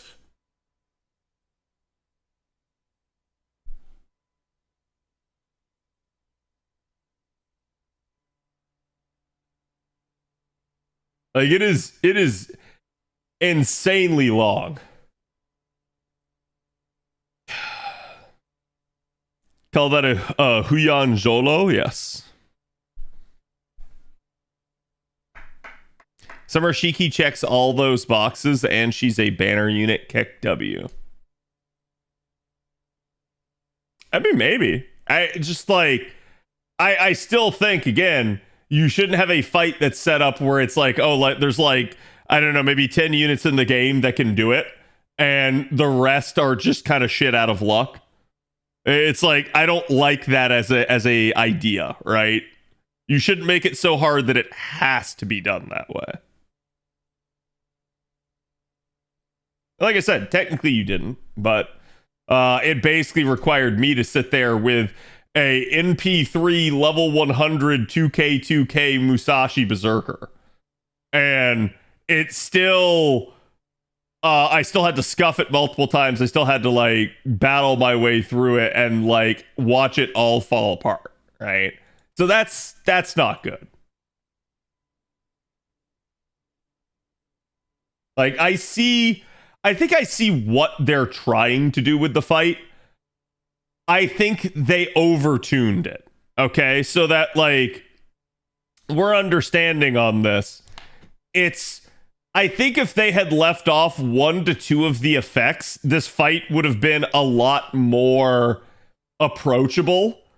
But they basically, it's like the confluence of all the factors together that, like I was saying, it's like, I don't really see defensively how you're supposed to walk through that fight. There is no real way. And the best answer I can give you is that you're supposed to go on offense and like stun lock the enemies, which is not a like good thing in my opinion. Because if anything, the devs have actually been very, how should I put it? Like, the devs have been very anti like charm lock, stun lock, that sort of thing over the years. So that would be a reversal of stance.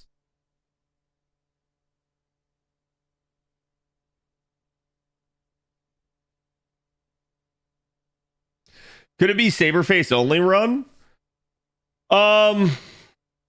Potentially.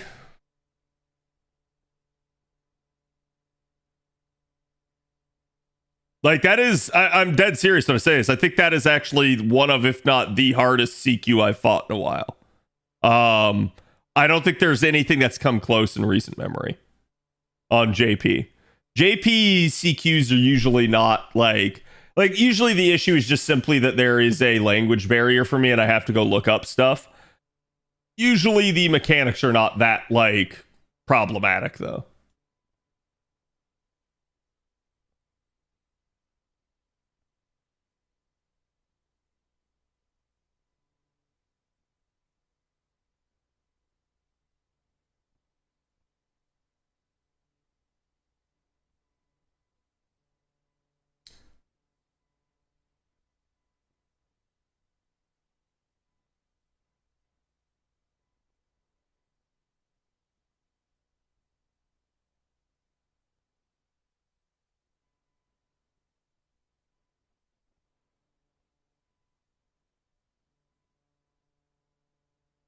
As you said, when the guide says command seal, you know there's an issue. Yeah, I think I think they wanted this to be difficult because it is the like Olga summer, and they want it to like go out with a bang, so they wanted to make the CQ hard. I don't think that's a good idea. I've said this before, I'll say it again. The more like challenging they make certain things in the game, the worse for the game it is. I know like challenge oriented people don't agree with me on that, but when I say these things, I'm saying it with the entire player population in mind, not just the like insane small group of like people that get off on that stuff, right? So it's like in general, it's not a good idea to make something that hard. But it is what it is. I at least didn't have to use command seals, so I can't really, I guess I can't really get upset about it in that regard.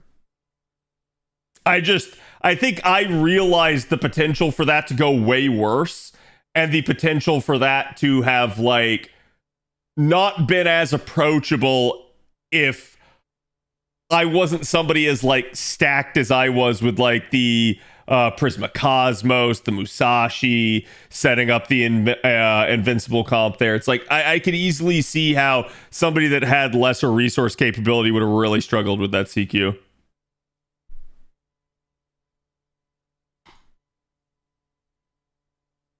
Gonna go into Camelot here, chat, but we have to do something else first.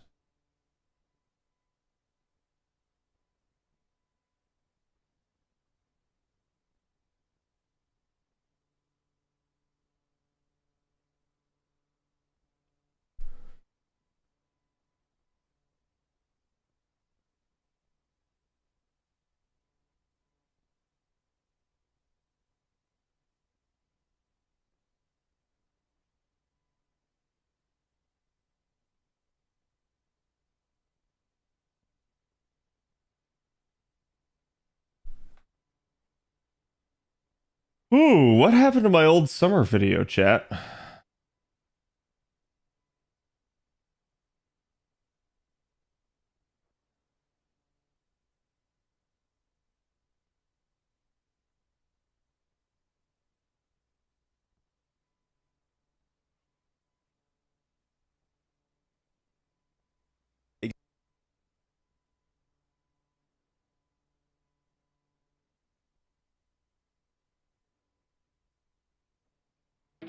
All right, so nope, hold on.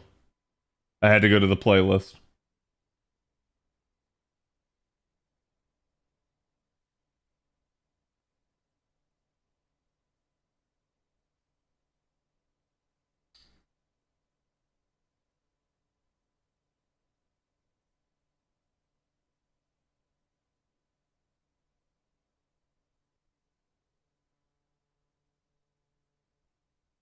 All right.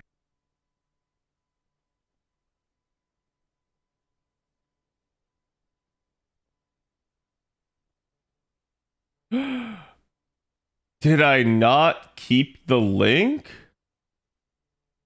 Oh no.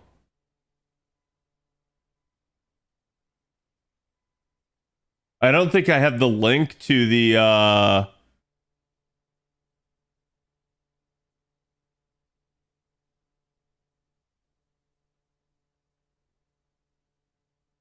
gonna be honest, you got gonna be honest too, you got lucky. You didn't see Olga NP Seal spamming. You clearly didn't watch the fight. We got spammed twice in a row. And it nearly killed me.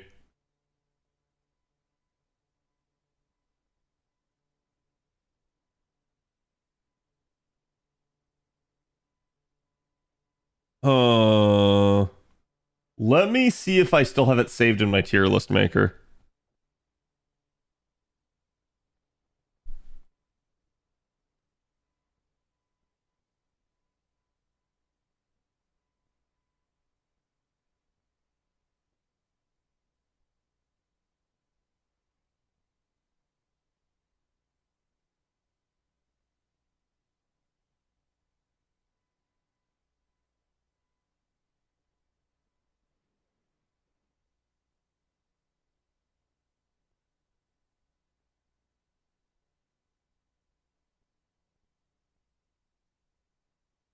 Oh no.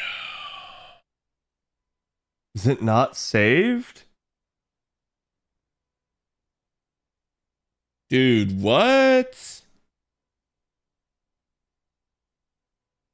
Just so that chat is aware of what I'm looking at.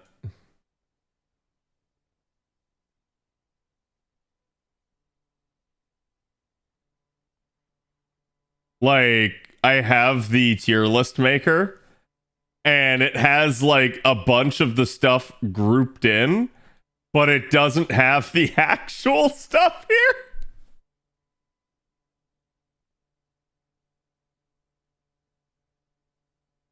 Yeah, I got loading now. As far as I can tell, there's no issue on my end. So it might be Twitch.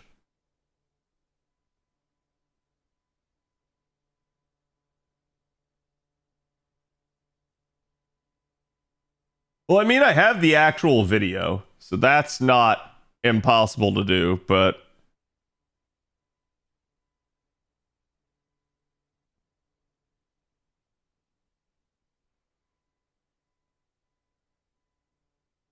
Okay.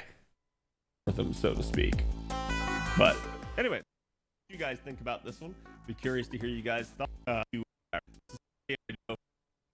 Likely I need to get to the point where I go up to the top section. Kind of. Older of. But yeah, so I think this is my it's men. Summation of the list. Men are who are on the top part there.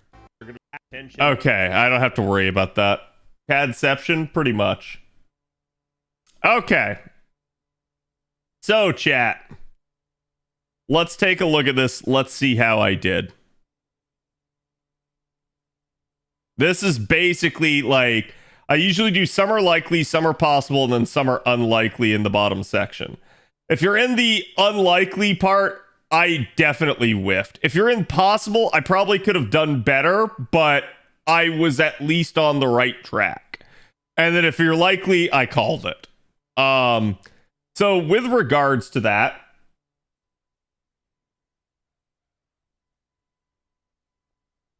we have at least 6 new summer units, right?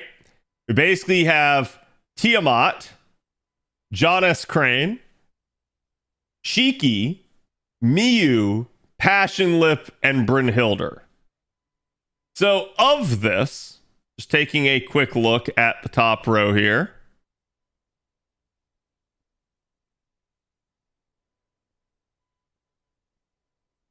We got Passionlip. We got Miyu.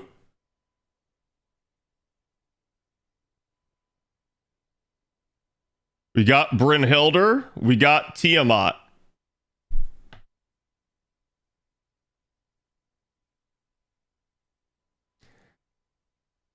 So, out of the likely, we got 4 out of 6. That's not bad. That's actually a pretty damn good rate. Out of possible, there's Shiki. Technically, there's Huyanzhou, so it's literally out of 7, I guess you could argue. Because I did not include the welfare there. And then where did I have? I had Miss Crane down here. So there's your other 3. Saber Shiki? No, if anything, this is Assassin Shiki is who got the summer form. And I even remember saying that I thought if we got a summer form of Shiki, it would likely be the assassin and not the Void version. So we did pretty good, I thought. Now, hold on, where were the dudes? You get a summer unit. So what does that leave us with? Let's take a look at the list, because frankly, there's probably some mobility that I can get here. Okay, so hold on. These are all 2-seer. Same throughout. Same here, here, here. These are all 2 with. Let's take a look at the list, because frankly, there's probably some mobility that I can get here. Looking at something like this, one, as I pointed out, is like they could just take her and make her Rider, and that could be Rider Umu, and that would be how they do it. Okay. Now, Rider Umu. I don't think I really made a guess as to the men. Which, to be fair, chat, there really is no trend amongst men. So it is what it is. I just put ones up there that I thought would be likely. So Tez was right there. And you can see I used a much bigger pool on the men. Saito Hajime right there. And Ku Caster.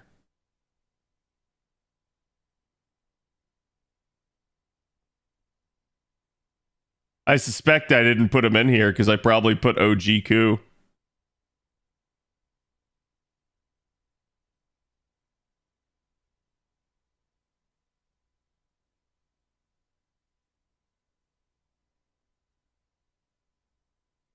Yep. I didn't. Wait, did I not even put OG Ku in here?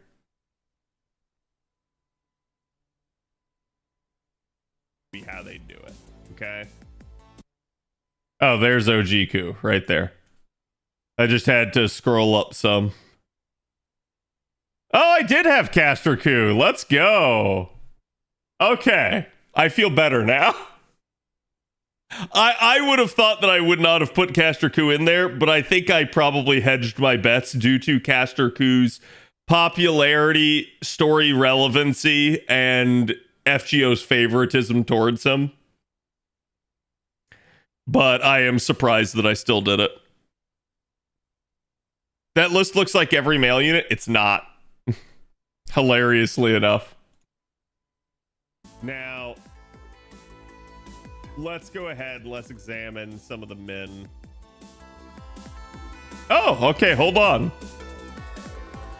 Okay, so of the men, hold on. Let's see what we did here. Obviously had quite a few. You're gonna notice in some ways like no. Maybe it was all the men. Okay, and that's something to denote is that like. Oh, okay. So the reason it's not is because the list at the bottom has some men in it, and that's what I was thinking. It's like, wait, there were some down there. Those are the people that have already had. Those are the males that have already had a summer form. Be an interesting one to see, especially given the fact that if you look at Summer 9 here, we didn't. Arthur's a weird one. He's definitely there. Same thing with like Bedivere. They've been drawn with a summer outfit. They just haven't gotten it properly. So I will give them a possibility here. All right, hear me out, chat. Hear me out. Napoleon. Muramasa. Well, Muramasa's definitely a demanded one. But Summer 5 had Emiya. I think I put Muramasa back. Gonna give Roland one up here. Similar to Charlemagne. Where's the Stulf? So we were still working off the idea of a possible like Trom summer. Now how about a low star, chat? I like Leonidas. I'm gonna take Billy. Some people like Izo. You're not wrong, and I will put him on that list, but Izo has always been a strong contender. And that's why Izo has so many costumes already. But they also, like, Commander Carter was used in a prior year as well, and he was also another popular with the ladies. I would love King Hassan to get one. Don't think it's likely. Tez? Not wrong, if they go LB7. I have a... Alright, at least I got Tez, chat. I got Tez, and I just went with Lancer Ku over Caster Ku. It is what it is. I mean, it's possible you get something like Ku Welter instead.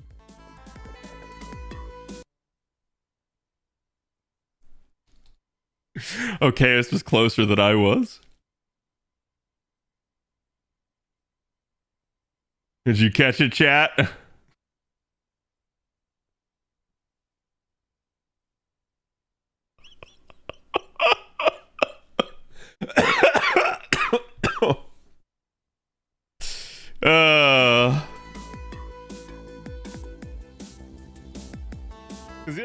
think about is like how they're gonna. So build the basically, banner, Ku right? Berserker got in there on Kentucky me. already has an outfit. So it's like it's possible. I know I put Izo up there, but Izo is just like he is the. So Chad, I don't know if you guys know this, he's basically the most popular male, at least amongst the JP women. Like, but Arjuna, I don't see it. Not like maybe Arjuna Alter, but Arjuna Alter has also been like kind of Kentucky rotting right now. and he has Listen, an outfit himself. They didn't pick Kentucky though, did they? All right, chat. Hear me out. Hear me out. Nakasugi? Yeah. Yeah, they did give him a rate up. I don't see it then. They'll go with someone else. It's difficult. Difficult to say. I want maybe one or two more here. Ame Tomo? Nah, I don't see it. Not as a summer outfit. Usually, like same things like Babbage. I'm gonna stay away from anybody that's like robotic. They're very unlikely to be the summer focus. I will take Jason. And then Ozzy. Yeah, Ozzy's. They could go for like a whole sun god thing if they wanted to do like Cuckoo, so it's possible. I think that's a good candidacy list. The men I'm always all over the place on. It's so difficult to land on the correct ones for them because there is no rhyme or reason to what males they use. Again, literally look at the prior year, right? Like there is not normally a commonality. This is actually like Summer 8 was the most themey each of them were. And I am right about that. There is no real commonality or trend amongst the males. They are all over the place with it. There's just always a 5-star. That is the only real trend. All over the place. But beyond that, there was kind of a trend of them using gray-haired men, but that was also kind of gone. I'm not really sure why. So I'd say we got Tez right, kind of Ku, but yeah, so I think this is we definitely my whiffed on Hajime. observation of the list here is that I do think your LB7 No Hajime guess, yeah. And that's like fine. I honestly, he kind of was one that came out of left field. I did not really anticipate him getting a summer form. I like Hajime's kind of always been like a meme for us because we like him due to Virgil synergy there, but it's like I don't really know how popular he is on the JP side other than he is one of the Shinsengumi. But like as a character, I couldn't tell you. So it's like that one kind of is just a blind spot for me. Back online. I do think your Hajime is super popular, ultra popular. I disagree. Because until you can prove that to me, you guys are just flapping your gums. Like, don't get me wrong. I can understand how that could be the case. I'm saying I've never seen it. So, like, basically, without, like, showing me some sort of proof that that's the case,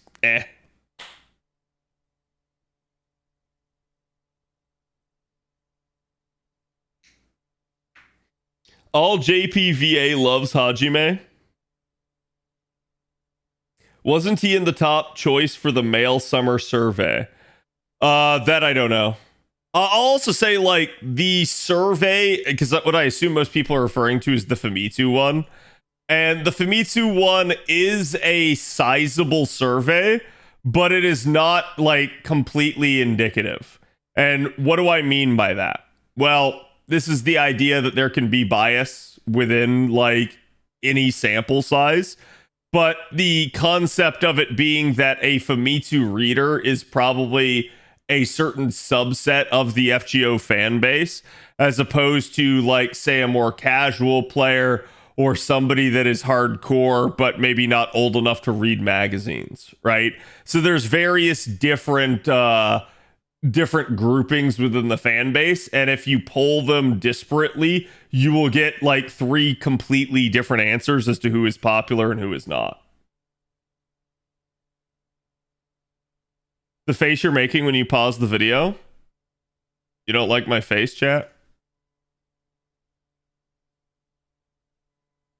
I like this face better.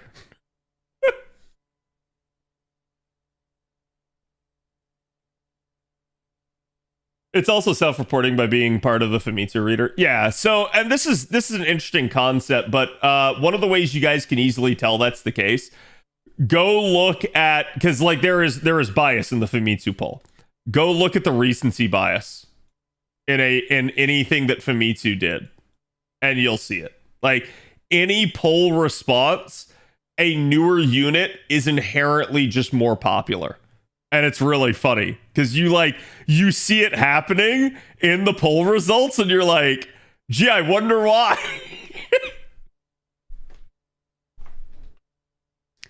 It's like, for instance, like right after like Draco came out, Draco was super popular, right? So it's like it's just something that you notice. And popular characters will stay popular over time, but you'll always notice that like recency bias of like whoever the new character is just inherently one of the most popular choices. Torn between Miu, Cream, and Don Quixote, who would you pick? I think it just depends on your account. Like if you're going for gameplay purposes, it's going to depend on what you need, right? For me personally, I think Creamhild of those three is probably your best all-rounder. But it really just depends on like do you actually need Creamhild, or are you just liking Creamhild's design, right? Who's top picks for the 4-star tickets? You'll have to wait for the video.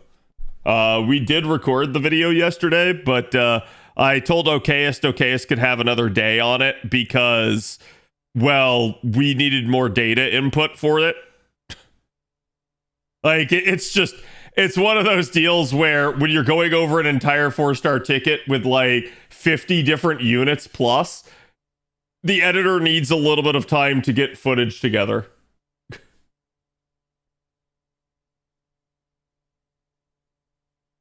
Probably pick Double X to get her to MP5. I'll probably pick Double X just for the coins. Cream has a slight edge because she's cute, then go for it. Question is, how much do you need any single target DPS if you have Zertoria? Well, I think the better question is, do you have Zertoria?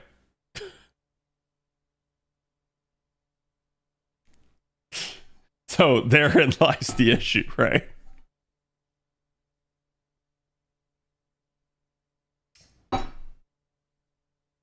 I'm down to choosing the rats, Ass Summer Nito, Don Quixote, or NP2 Double X. Ooh. Yeah, really just depends.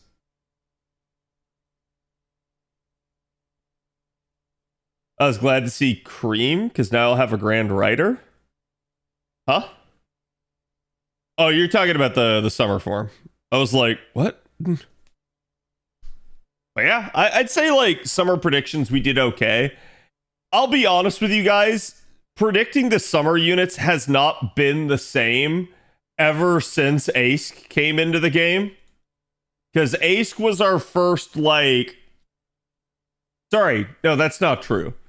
It wasn't Ace, it was Lady Avalon. Ever since Lady Avalon came in. Because Lady Avalon was our first new summer unit. And once they did that, it became nigh impossible to predict certain things because it went against every conventional like restriction that they had previously stated. So because of that, there were no more rules. The rules were only there to be broken, and it became impossible to like perfectly predict some of this stuff. But like I said, I think getting like 4 of the 6 gacha units right is definitely nice. I think the fact that every other unit was at least in the possible category is good. So basically there was nobody that we whiffed on in the unlikely category. That's usually what I like to see because it tells me my instincts are pretty on track.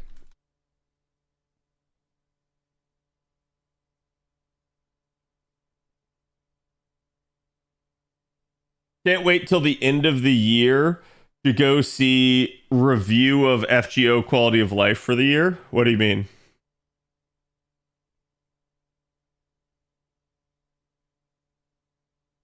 We even got collab characters for summer this year. Yeah, that's definitely like an oddity.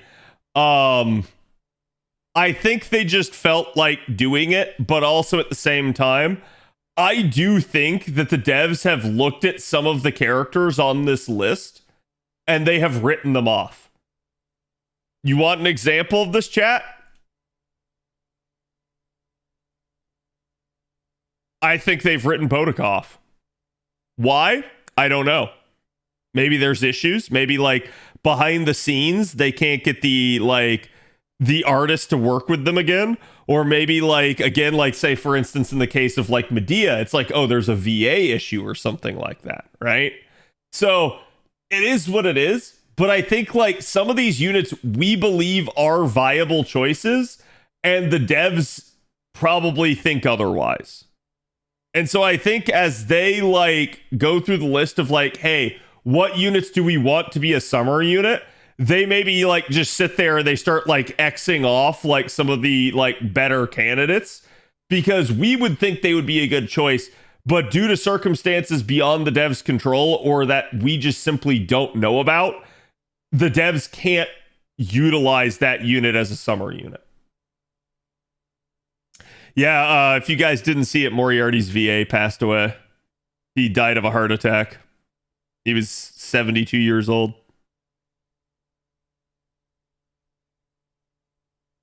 Like, where the hell is Summer Drake? Yeah. Boudica Alter Avenger would be a great concept. Right, that's what I'm saying. Like, there are some pretty easy wins, I would think. Like, and I'm dead serious. So let's take Boudica again, okay? Boudica is the epitome of an easy win. Why? If you put Boudica in a swimsuit and you make her a higher rarity unit and you give her a better kit, people will be jumping off bridges to roll for her. People would absolutely go for that character, I suspect. So I think that's why I suspect they maybe have issues behind the scenes and that they're maybe willing to do something like a Summer Shiki, because while Summer Shiki technically doesn't fit in any way, shape, or form, they just go, whatever, we don't have better options. And they just do it. And I think like also to a degree, they know people would want it. So it's like, it's not like they're like screwing us over by picking Summer Shiki or anything like that. Same thing with like Summer Miu. Like Miu, the whole reason that Miu was on the prediction list is because she was the only Prillia character in the game that they hadn't made into a summer unit. So it was like one of the most obvious picks at this point, right? But so it's like, I don't think they pick these units just to spite us. I think they don't pick certain units because they maybe have issues. And I think also there is a list of like, say for instance, more recent characters like Cuckoo, Koyanskaya, and Tiamat, and like they were like, okay, so who of this group do we go with? And they went with Tiamat. They made a choice. So it doesn't mean that the others can't be a summer unit. It's just they've been kicked to like next year or something. The devs have recency bias. To a degree, they do. We know that though, like, because like, for instance, the devs absolutely like went off on a tangent and said, okay, everything related to LB6 is like our golden cash cow, and we are just going to keep hammering it over and over and over again. Now, did they have reason to believe that? Yes, absolutely. But did they probably over milk it to a point that it maybe had diminishing returns? Yeah, I do think that was the case. So at the end of the day, I think if we look at this sort of stuff, the devs are not perfect either. They also have their own, you know, proclivities and like reasons that they maybe want certain units. And it just is what it is.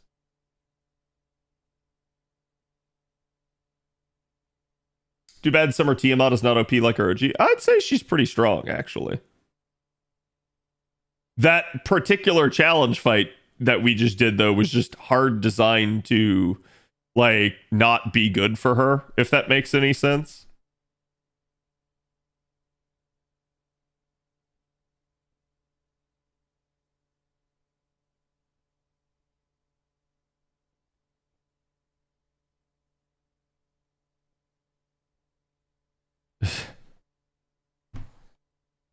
She's gonna help for Archer Grand? Oh, yeah.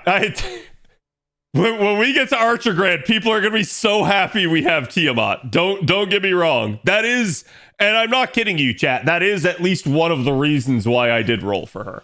Not that she's a requirement by any stretch of the imagination, but I figured having her would make, like, Archer Grand a lot smoother, okay?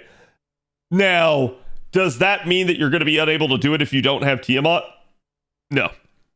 And at the end of the day, it's just another good option for that class. So I do think, like, kind of like you've seen there, Tiamat looks really strong on paper.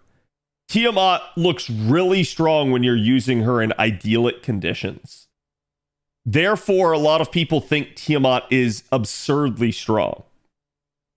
But there will be times in the mix where the comp just falls apart and Tiamat's true worth shines out, which is that she is really good if everything is clicking, and then if not, she's not terrible, but she will struggle if you get out of the normal cadence and rhythm with her. So I think that's where people are going to kind of like come back down to earth on her, and they're just going to probably over time view Tiamat as a really good unit in certain circumstances. So if the conditions are right, she's god tier. If not, she's just okay. And I think that's really how people will probably judge her long term.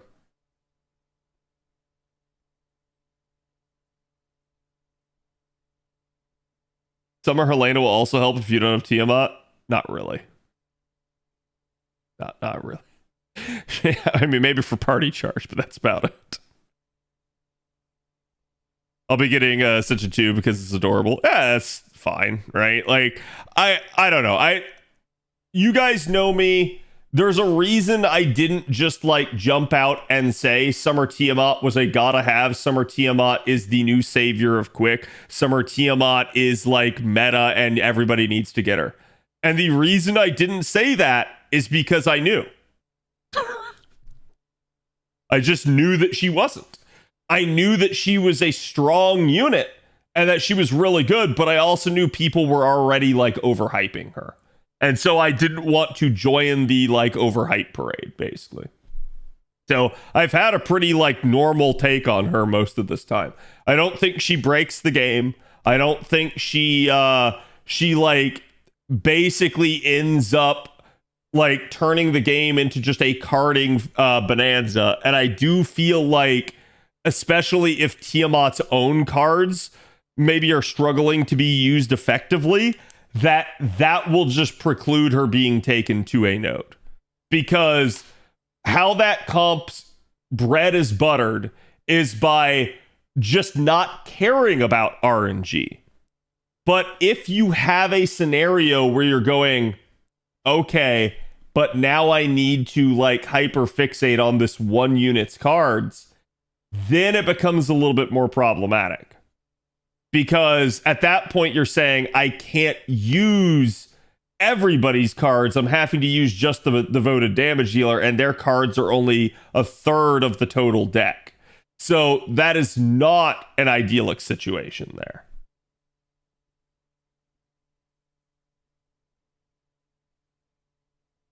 People losing their minds when Summer Tiamat came out thinking she'll replace Lady Avalon and Scotty. In certain conditions, she will. In all conditions, she will not. My pick for a Grand Archer right now is UDK Barkas. Go for it.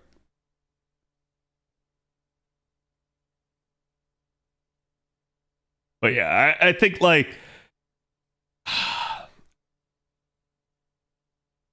time has shown, chat, that usually my instincts on units are right. Like, it's not that I can't be wrong on stuff. I just know usually what makes the game tick overall and what can be problematic for the game and its balance state. So if a unit doesn't run afoul of that, it's not likely to like set me off and get me going like, what the heck are the devs doing?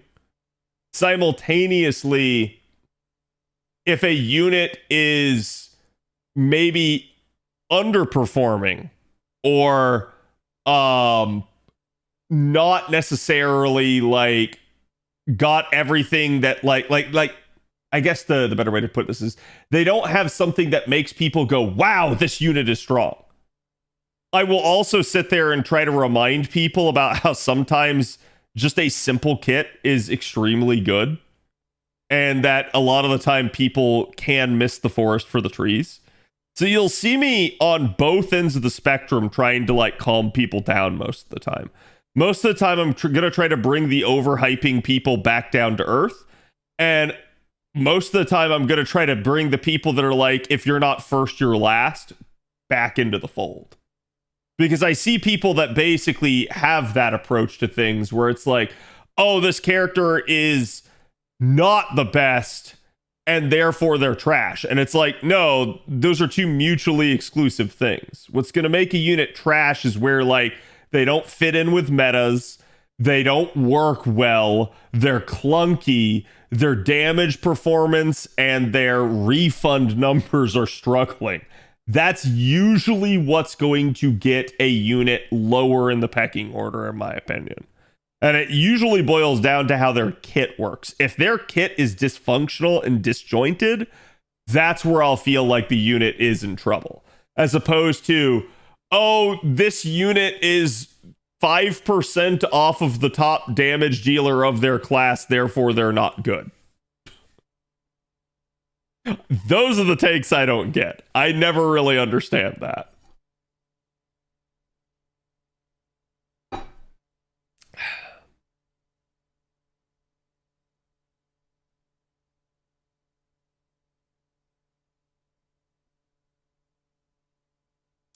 Summer Tiamat equals more OG Tamamo competition. In a weird way, maybe. But I think at this point, and I'll say this once, I'll say it again. I think like Tamamo's competition is not Castoria. It's not Tiamat. It's not like a lot of other units that are out there. Who Tamamo's like primary competition is probably Lady Avalon, because Tamamo is that healing niche, and while she definitely does stuff differently than Lady Avalon, the primary archetype of support that she is sustain, and Lady Avalon is a lot more consistent at sustain, and that's really all it boils down to. That's why some people will prefer Lady Avalon over Tamamo. And so it's like, I don't really see why people get upset and think that like Tamamo needs to be as good as Castoria, or like why Tamamo needs to have like such absurd buffs or something. To me, she just probably needs another way to stand out. And if she gets that, she'll probably be fine.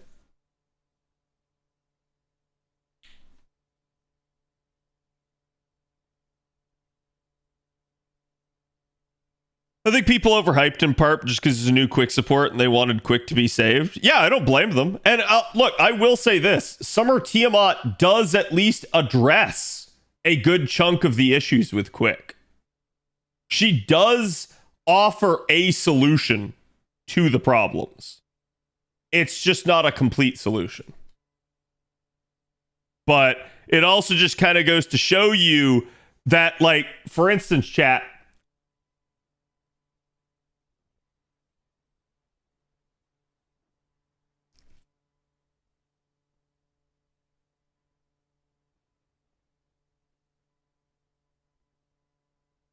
how this skill should have been is how Tiamat has it. That is what Quick has been like struggling with and missing, particularly Scotty herself. Scotty needed a skill like how Tiamat's charge skill works. And it was one of my proposed solutions for her. It sucks that it went to Tiamat instead of her, but this maybe at least shows that the devs are realizing that one of the inherent issues for Quick supports is getting to their Noble Phantasm.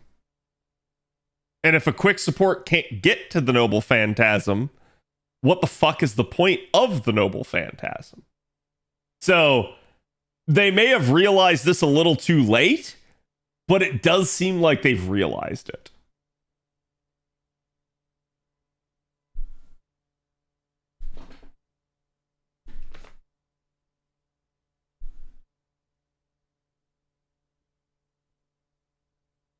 It's not too late. They can still buff Scotty. They could. They absolutely could. And I think that would actually help her quite a bit if they gave her some party-wide charge capability. Because not only would that help her get to her Noble Phantasm, but it would also help the party get there as a whole. Because I think, like, Quick has a couple of deficiencies as a system overall. Tiamat helps some of that, but basically the issue with a Tiamat system is that you are going to, like, to me, I don't see much point using single Tiamat. You could probably make it work where you combined single Tiamat with Shisho of various forms, right? And that could be a system that you could run. But to me, where Tiamat's true strength lies is in running double Tiamat as a system. So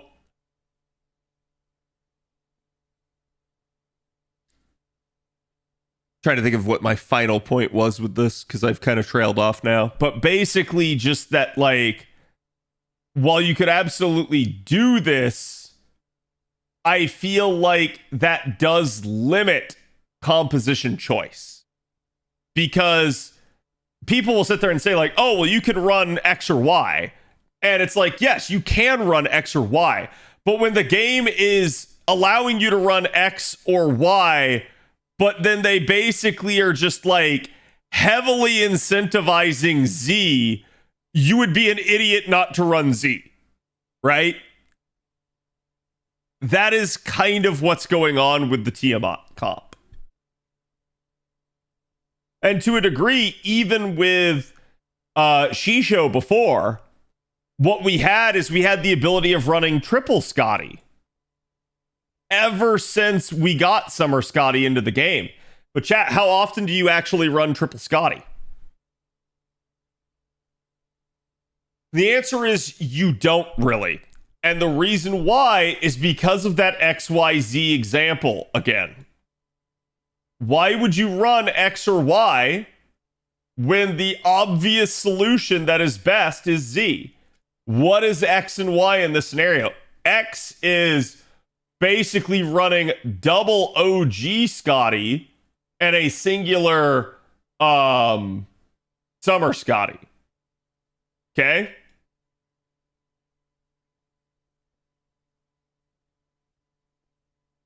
So that is X. Y is running double Summer Scotty with an OG. And Z is running double Summer Scotty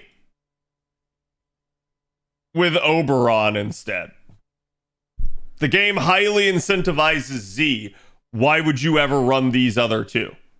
There are some unique scenarios where you would, but Oberon just is the best third support. And therein lied the problem. So it's like, again, you can do it, but the game is incentivizing you to do it another way, and you're better off for doing it. So I feel like you have the same situation now with double Tiamat comps in the fact that, like, naturally you are going to pigeonhole yourself into running double Tiamat instead of trying to, like, do different other things. Now, what I would like to look at a little bit more is a Summer Scotty with Tiamat setup where you have it designed to basically, and what you might be able to do is you might be able to do double Summer Scotty, OG, and then Tiamat.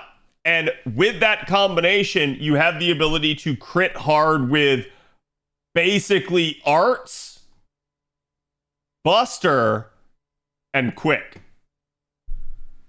And that has some interesting potential.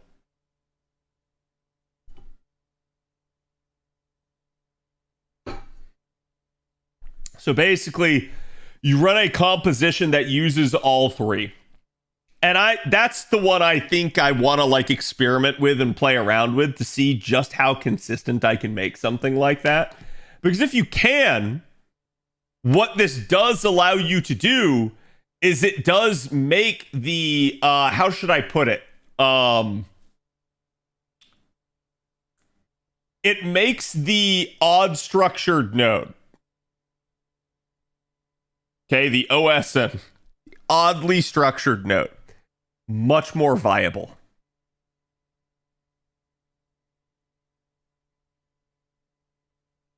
Why? Because you NP basically like 2 times and then you crit 1 time.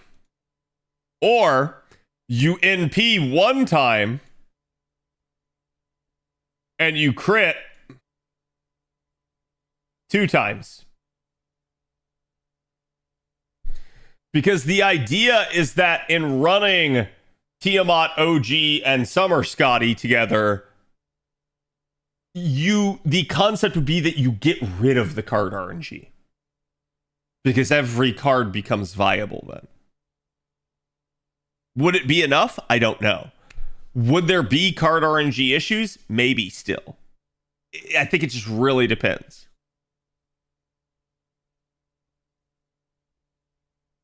Bright is also typically a better third support as well compared to another Scotty. Yeah, that has to do with the fact that so Quick is really interesting the more you break it down on a like base level. Quick is a card type compared to like say Arts. Arts has so much natural NP gen that like Arts just usually wants more Arts up and just like shits on things. The problem with Quick is compared to Arts, Arts has a 300% NP gain modifier. Quick only has a 100% NP gain modifier. So Quick really likes sources of NP gain up. It really likes it because it just has so much more expansion capability with it.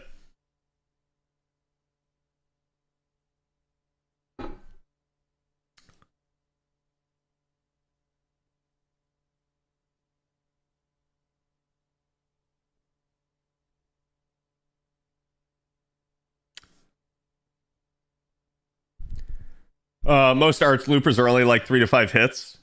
Good quick loopers 8+. Yes. And that's why. Like you really like for an Arts Noble Phantasm to be able to loop, you really just need like 3 hits. And I say you really just need 3 hits. We do have examples of single hit Arts units looping from a Black Grail standpoint. One of the examples of this is literally Void Shiki. So like in theory, Arts is just so damn good at what it does, it really doesn't need a whole lot more. And that is one of the reasons why some people do feel like Arts is a subpar card type, by the way. It's so good at NP Gen that it lacks, in their opinion, in other ways. Versus to me, I go, hey, the NP Gen side is so good that I don't have to worry about that, and I can stack so much of what I'm doing on other things, usually. So that's how it's like, okay, I'm just going to go balls to the wall and stacking, like, basically damage output buffs because I know Arts is going to have the refund. But it really just depends.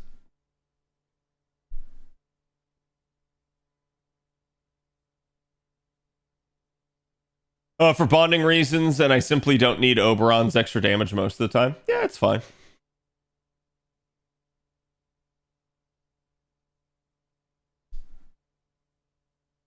The sake of just clearing, Arts is far and away the best. I mean, you can argue that Buster does not have to mind any sort of NP gain rule, but Buster definitely has this issue of usually, like, the predominant comps for Buster are double coin Skya setups where you have to double up your inputs, which is an issue.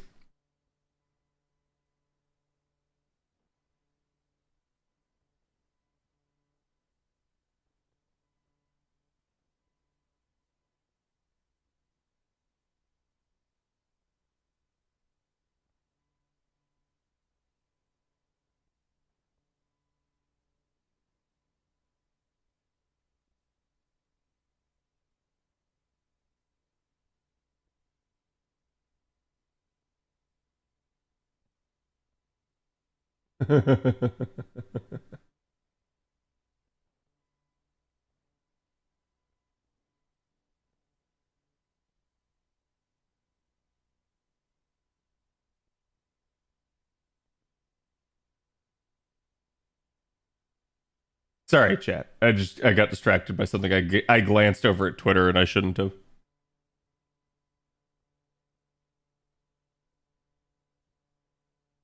Did Summer Tiamat help Quick anyways? Yes. Yes. Like, Summer Tiamat at least represents expanded capabilities for supporting. If for no other reason, you could simply look at Summer Tiamat and say that the biggest way that she helps is in the fact that she breaks Quick's reliance on Buster. And you might be thinking, that's a wild statement, Cad. What do you mean Quick was reliant on Buster? And that is a video essay in and of itself.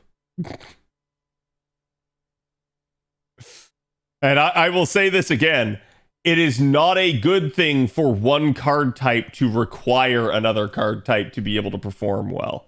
That is a bad thing. That is a crutch. That is an indicator of deficiency, not efficiency.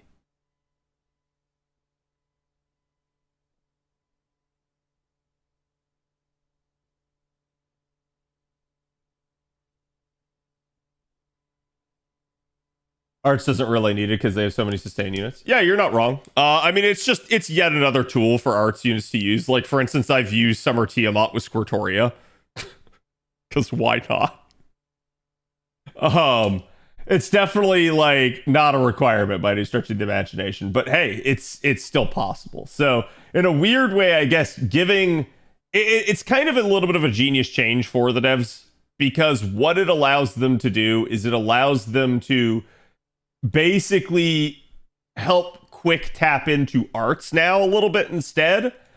And Arts, at least of the card types, has the best support options in the game. There is no card type that has more support options than Arts does. So that naturally means that, like, Arts doesn't really care because it's just getting yet another option. Whereas, like, for instance, if you had made Summer Tiamat more of a Buster unit, that would have helped out Buster even more. And therein, you would have a little bit of a problem.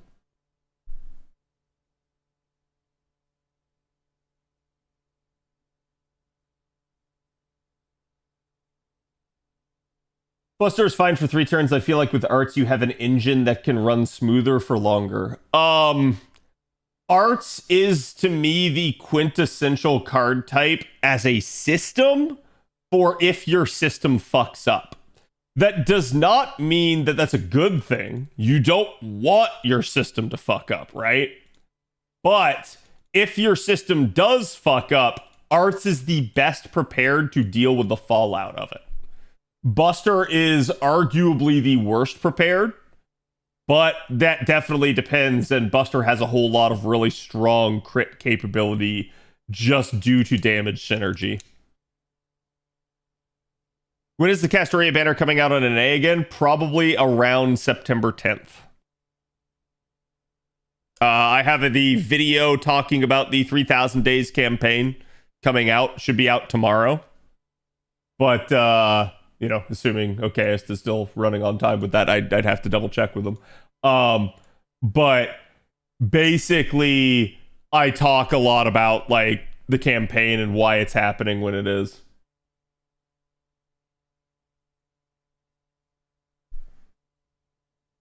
Buster is the perfect team comp. Why change it? Buster, to me, Buster is largely at the finish line. I've used this analogy for you guys before. We've talked about it where it's like, basically, you have the concept of Arts, Quick, and Buster, okay? And here is the finish line. What is the finish line? The finish line is perfect efficiency. So it's able to run like 6-slot compositions or basically able to operate from 0% starting charge. Arts has long passed the finish line. Castoria absolutely propelled the vast majority of Arts units beyond it. Buster is at the finish line, maybe a little past now. because certain units in Buster can absolutely do this, and a whole lot of options have become available to Buster, enabling their efficiency capabilities. But the majority of Buster units still can't be that perfect 6-slot efficiency. So Buster is just at the line. Quick has not reached the line yet for most purposes. Tiamat brought it closer, but I still don't think it's at the line. Not yet. But we'll see. Time may tell. Tiamat may be more effective than I'm giving her credit for. And if she is, then that is a good thing for Quick. Like the fact that she will at least expand Quick's capabilities and allow certain scenarios for perfect efficiency to occur is a good thing.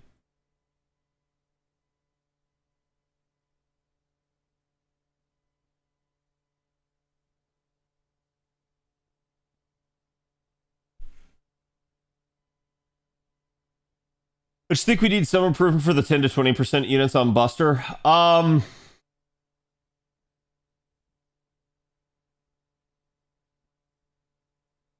As somebody that functionally had a 20% unit for a long time as my waifu, I get that. And now I'm going to tell you that that's Lartoria, and you're going to be like, Cad, what do you mean Lartoria is not a 20% unit? And boy, do I have another college thesis for you. But at the end of the day, I think 20% charges are absolutely screwed in the Koyanskaya system. At least the traditional Koyanskaya system. That's where I think multiple damage dealer setups really come into play. And units like Koyanskaya of Dark, units like Arcuid, units like Merlin, people that basically are Buster but can provide 30% charge, I think that's who the 20%ers have to rely on. And it sucks. They shouldn't have to, but it is the way that it is. And I think short of them coming out with a new Buster system, I think that's just going to be a problem.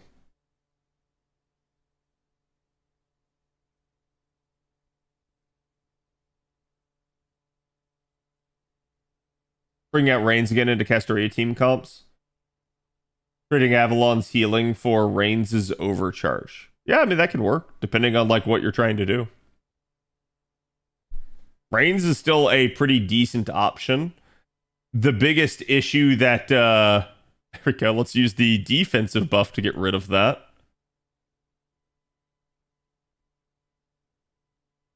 So basically, I got rid of the buff block using a defensive buff instead of an offensive buff.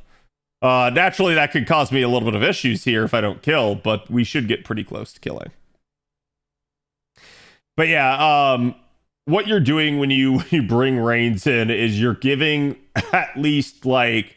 You're giving up a little bit of like refund capability for... and damage a little bit, assuming it's an arts unit you're using her with. For at least having the ability to like nullify defensive advantage against you, at least having the offensive advantage against you, at least having the ability to provide overcharge to the party. That can be worth in certain select instances, or it cannot be, and it really just depends.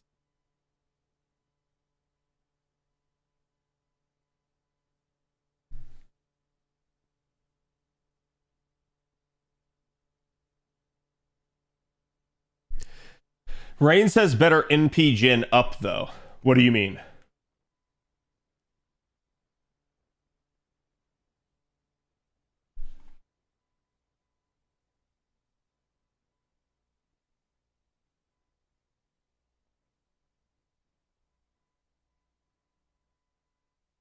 Are you referring to her noble phantasm?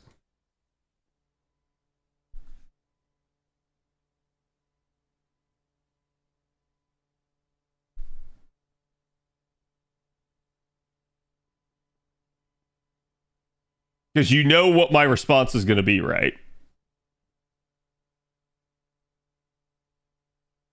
Very sad and sudden. Yeah, we were just talking about that earlier, Raylis. What if they buffed Append 4 to give 1% starting charge per level? No, that would be a bad idea because you already have mana loading. So anybody that can already take advantage of 20% starting charge could then take advantage of like 30%. Like basically it would just make the rich richer. Also, just FYI, what that would do, that would not help out your 20%ers very much. Do you know who that would help out the most? Every single 50% charger in the game would become a Black Grail unit. Every single one. 20%ers becoming 30%? That is fucking nothing compared to that. Trust me, they won't do that.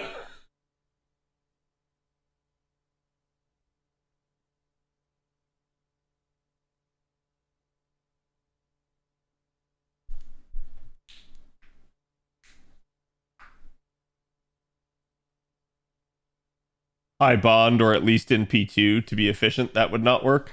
In general, I doubt the devs are going to provide you more capabilities to start out with charge. They have already given out so much in that regard. I'm still surprised, for instance, that like mana loading is a thing to this day. But it is what it is. But yeah, so like the counter for, hey, Reigns can be a better option. That is true if you use her Noble Phantasm. And I hate to break it to you, Chaos, if you can use Reigns' Noble Phantasm, you can just use Castoria's Noble Phantasm. So it kind of does defeat your argument.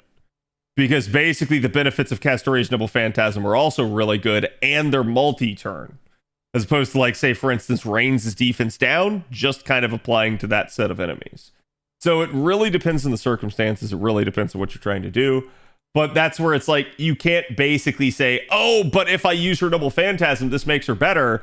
But then you don't allow the other competitive unit to not use their Noble Phantasm. That's basically just restricting one unit and not the other.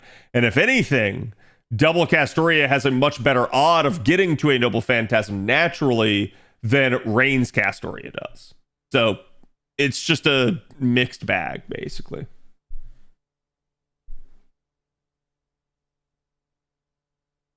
But is it bad to run that? No, not in the slightest.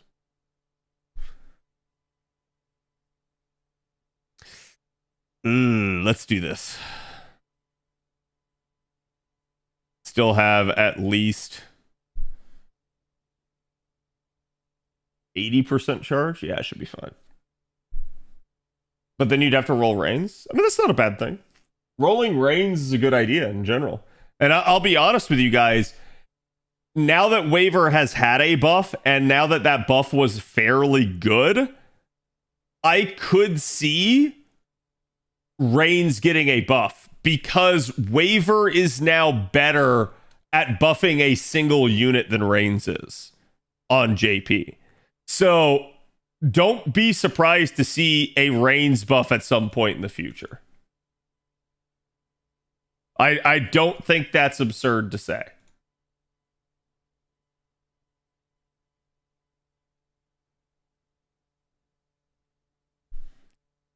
JP maintenance soon.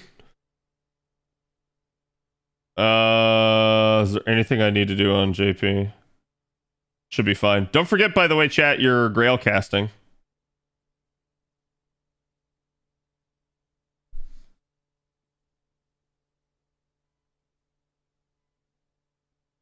Ooh, chains. Let's go. This is why I'm so happy to be in Camelot, because once we're done with Camelot, I can now like farm most of the like bronze mats in the game. That is really, really good.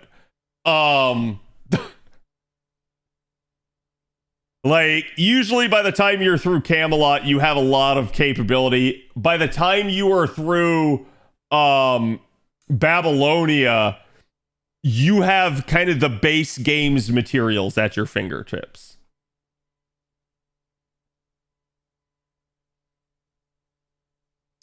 This shouldn't be a fight yet, like a challenge fight.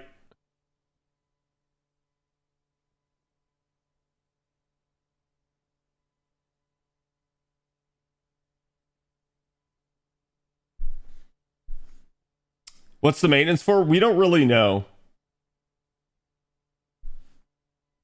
It shouldn't be the event yet, nor would it be the grand duel yet.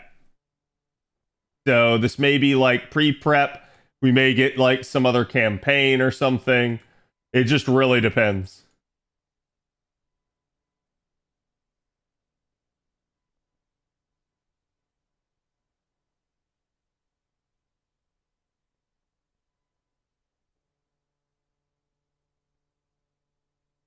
No. I mean, like in the Immortal Kombat. Okay, so you're talking about like specifically a challenge application.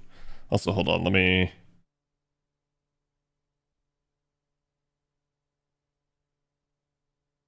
Oh shit! So because I did the CQ, I basically undid my farming comp.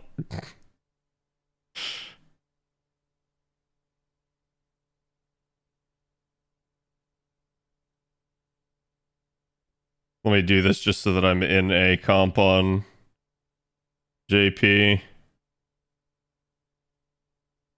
Living in a lonely world.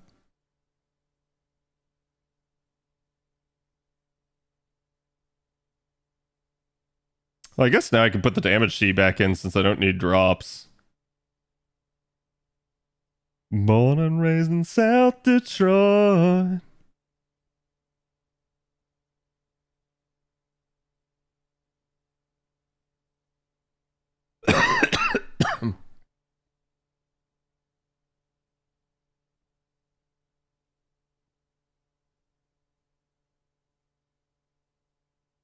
Okay, there's Tiamat and I think it was MHXA.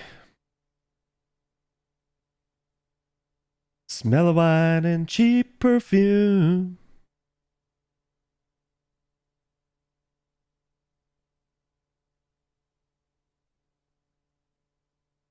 And then fix the Mystic code.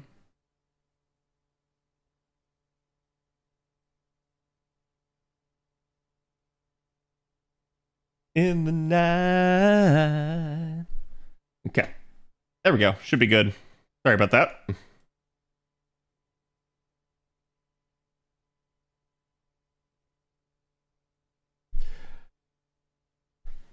I was thinking Castoria Reigns DPS because I feel like with the arts version of the comp, I'm starting to miss the ease of an OC on an NP the way Morgan Himiko has. Okay, so I see what you're saying. And this, so I will advise you to watch the video on the Immortal comp because I actually talk about this in exhaustive detail.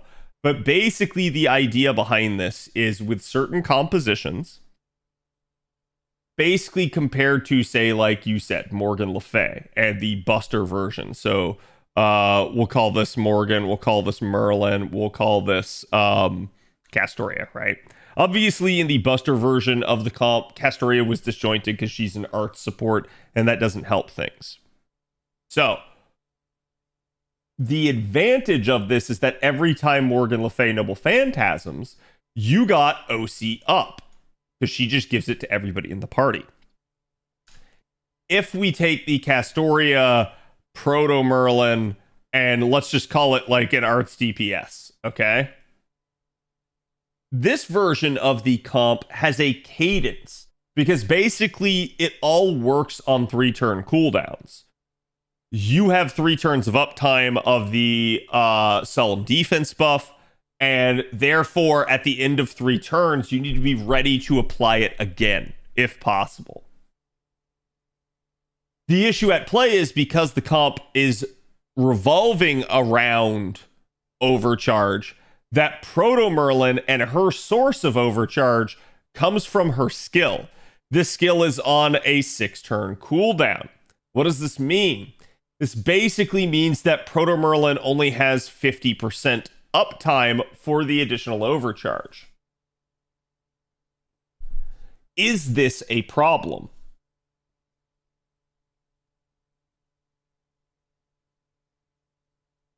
So basically, 1 in every 2 3-turn cadences, Proto Merlin will have the additional overcharge as if it was the same as the Morgan Le Fay variant, for instance, right? But is this a problem, chat? Something you need to ask yourself.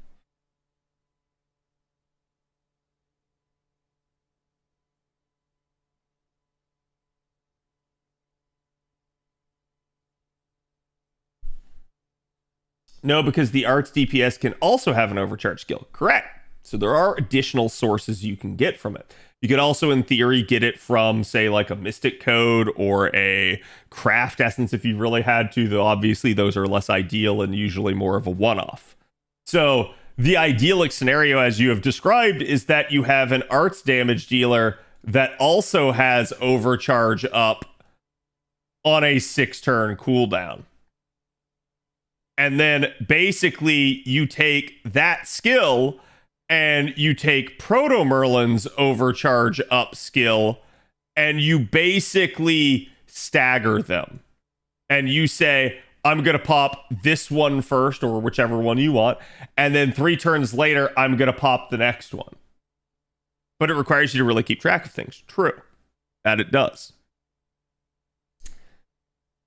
But is it an issue?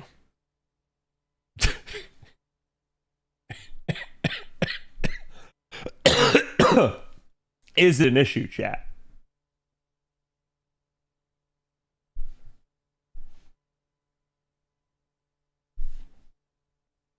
I'm leading you guys to a talking point, but I need chat to play along.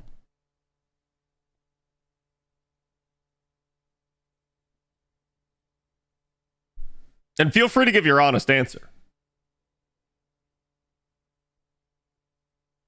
I believe not.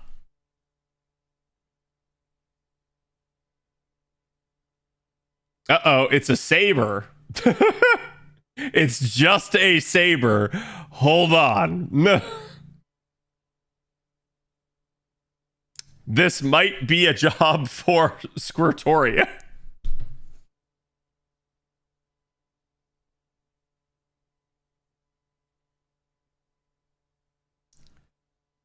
And we'll throw Kuro in there in the back line just in case.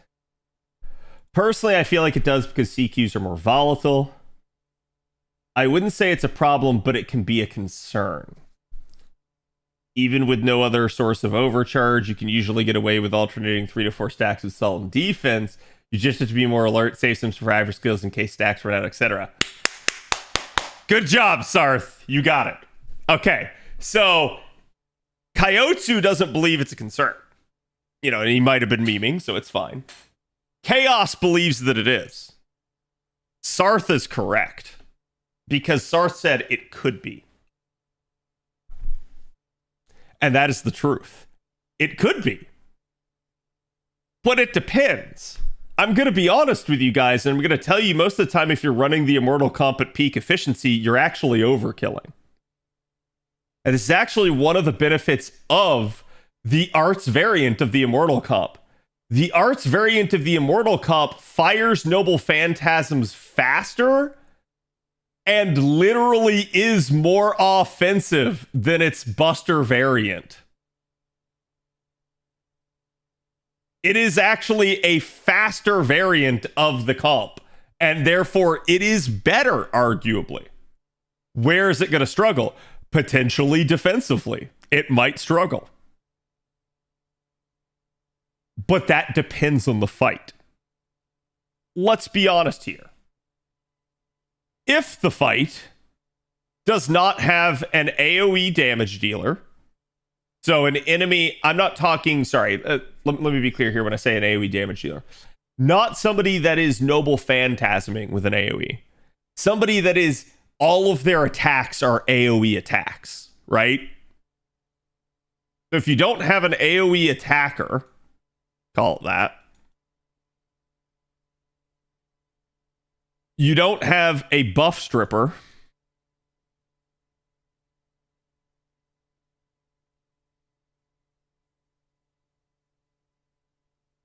and you don't have a taunter on the enemy team,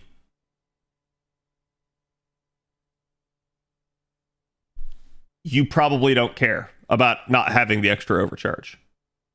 If none of these three things exist in the fight, you're fine. You'll be able to tank just about everything with even just 3 stacks of overcharge instead of 4. So it's not a big deal. These are the, hey, I should probably watch out for these effects.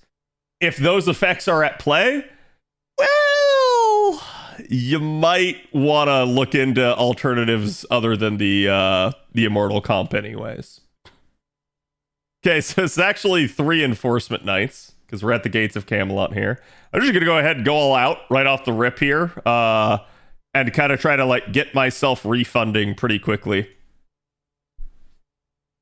So thankfully my Squirtoria here is really strong, but this should showcase to you guys a little bit of the value of Squirtoria. It's a little bit of a demonstration. She's a single target arts archer, but you can see just with even 1 arts buff from a supporting caster, she got 72% refund there. Part of that's due to the craft essence I have equipped. Part of that's due to the fact that she literally restores NP gauge with overcharge. But basically, she full looped under her own power without me needing to pop any other buffs. And the reason why is simply due to the fact that she just is a naturally strong refunder. And I didn't even have like idyllic cards either. I just had the single arts card there. So you can't always wait for 3 turns or get the timing to line up. I disagree. I think you can. I think usually if stuff isn't lining up, it's a player related issue. And allow me to explain.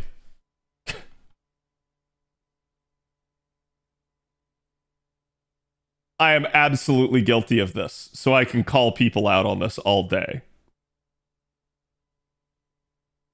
This is usually the reason that your stuff isn't lining up. When you're using the arts version of the comp, you can fire off Noble Phantasms even faster. And so where I get caught with my pants down sometimes, let's say this was the Invincible comp, right? So instead, this was Castoria over here. Where I get in trouble is I go, hey, I don't need to NP with either of these 2 yet, but my damage dealer is ready to go. And then I go ahead and I just send the damage dealer off to NP again. And then shit doesn't line up. And I go. And that's usually what happens. But it is what it is.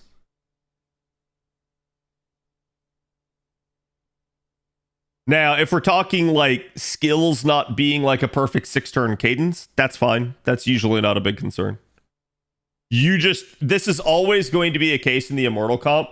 You are always going to have to manage Noble Phantasm charge and choose cards appropriately to balance the charge, to make sure everybody within the 3-turn cadence gets to an NP. That is how it works. Always will. So I know people think that the Immortal comp / Invincible comp is brainless. That could not be further from the truth. If you are not paying attention to the mechanisms that make it work, you will struggle to perform it.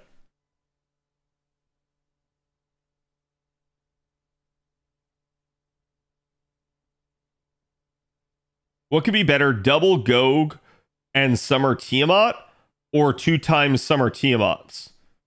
With what? With Gog? Because that's not good. Van Gogh with Tiamat is kind of a bad mix. Because Tiamat provides so much crit damage and so does Van Gogh that you will naturally exceed your crit cap. I definitely would not run double Tiamat Van Gogh, but double Van Gogh Tiamat might also have issues due to that. So it really just depends. Basically, it's kind of hard to get the two to play nice together. That's just due to the nature of how they work. Yeah, and I mean, let me be clear here again, too. It does not mean that, like, every single time that things are going to, like, work perfectly for you. Okay? When you were running the Immortal comp / Invincible comp, there's stuff that can go wrong. What will make you good is how you respond to it. Can you run it with Proto Merlin? Yes. Can you run it with Reigns? Yes, that is another variant of the comp. You can absolutely do these things. Is one inherently better than the other? I think it just really depends on situations. So it's like, it's not a, oh my God, you have to run it this way type of thing.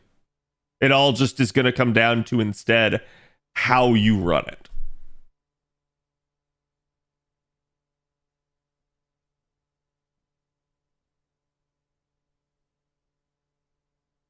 Perfect opportunity to show that units can get drained to 99% here. Just use Scritoria's heal. That would require me to perfectly hit 109% charge. And I would rather not. But if you notice it, chat, and there is an opportunity, feel free to let me know. I will showcase it. That is one of the most cursed things ever. It would make for an excellent YouTube short, if nothing else.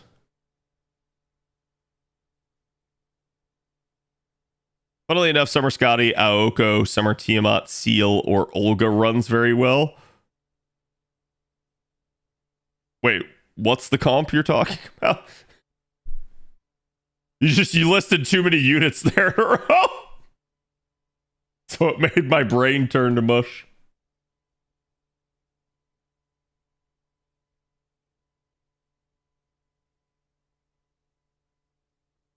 There we go. This is just enforcement nights for right now. Oh, I get it now. Thank you for your help. Yeah, sorry. If I wasn't clear enough on the Van Gogh stuff before, the game has inherent caps for buffs. This is an interesting thing for people to learn. Basically, there is a crit cap. So how much crit damage can you have? The maximum is 500%. Double Tiamat comps reach 400% naturally. And other things contribute towards the cap, including things like your fourth append and class score.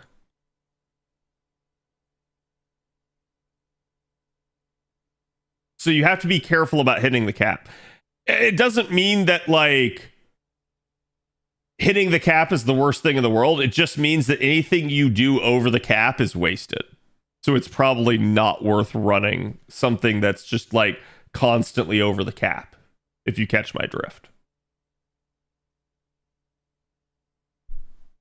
QE2 has a new league tomorrow. Do you plan to play it again in the future? I've thought about it. It's been on my mind. Probably not in the short term here, just due to general busyness. But what changes has PoE been making over time?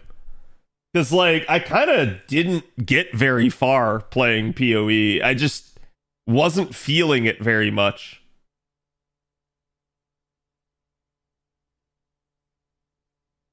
But it was. I felt like a lot of it was that I wanted to play the what was the caster class, chat? The mage type class.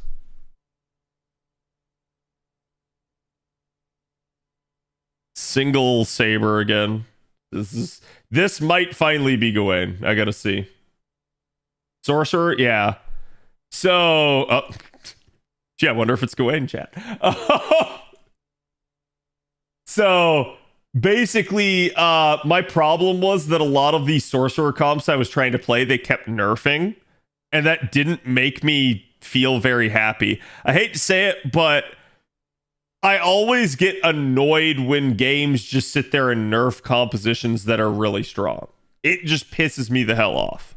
Because as a player, Your goal is to find a strong comp. All right, so chat, Gawain is basically going to be our first ever gimmick fight in FGO. You can see why, because he has a unique buff.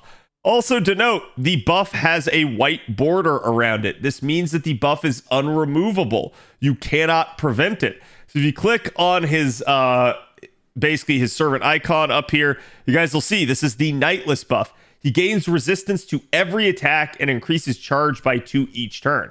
What does that mean? That means he is going to get to his NP very fast, and this also means that as long as this is active, he does not take a whole lot of damage. Now, this is not the final fight with Gawain, if I remember correctly. So we're just going to go ahead and kind of send Squirtoria here. But Squirtoria is going to be very good at kind of dealing with Gawain, because at minimum, she will potentially drain him, thus preventing him from easily getting to a Noble Phantasm.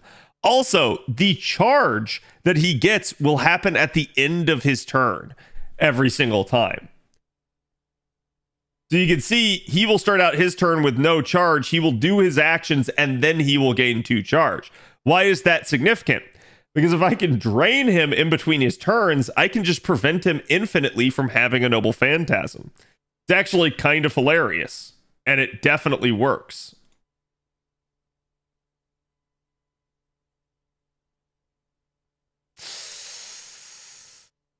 He hit her pretty hard, but he didn't hit literally anyone else here, so I think the odds are against him doing it again and again and again and again and again.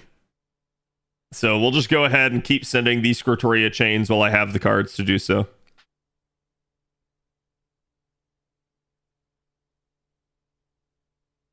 They don't do that mid-league usually. Well, they did when they first were releasing it. That was kind of my issue with it. And I get that they were trying to get the game into a good balance state, but like I said, it did not make me very happy. All right, so he got to his Noble Phantasm and that ended the battle, which is kind of hilarious because he probably would not have gotten it off.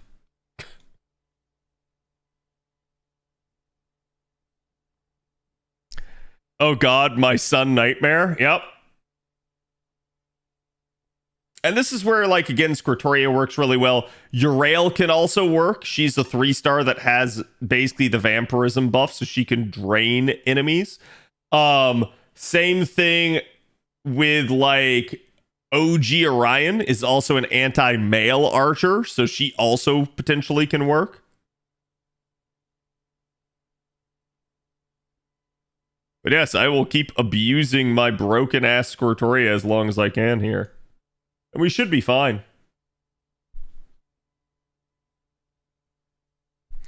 But you're going to start to see battles in the game that have gimmicks in them. If you're in doubt or you're unsure of what the gimmick does, just go look it up. It's very easy to go check this stuff on certain, like websites like Fandom. Again, you guys can find the fight under the story progression and basically figure out which node it is, find it, look at what the capabilities of the fight are, and then plan accordingly. Because not all the time will you get a very good description of what the effects are. And some of the stuff I just happen to kind of know from years of experience. So it can definitely be a good idea to help yourself out.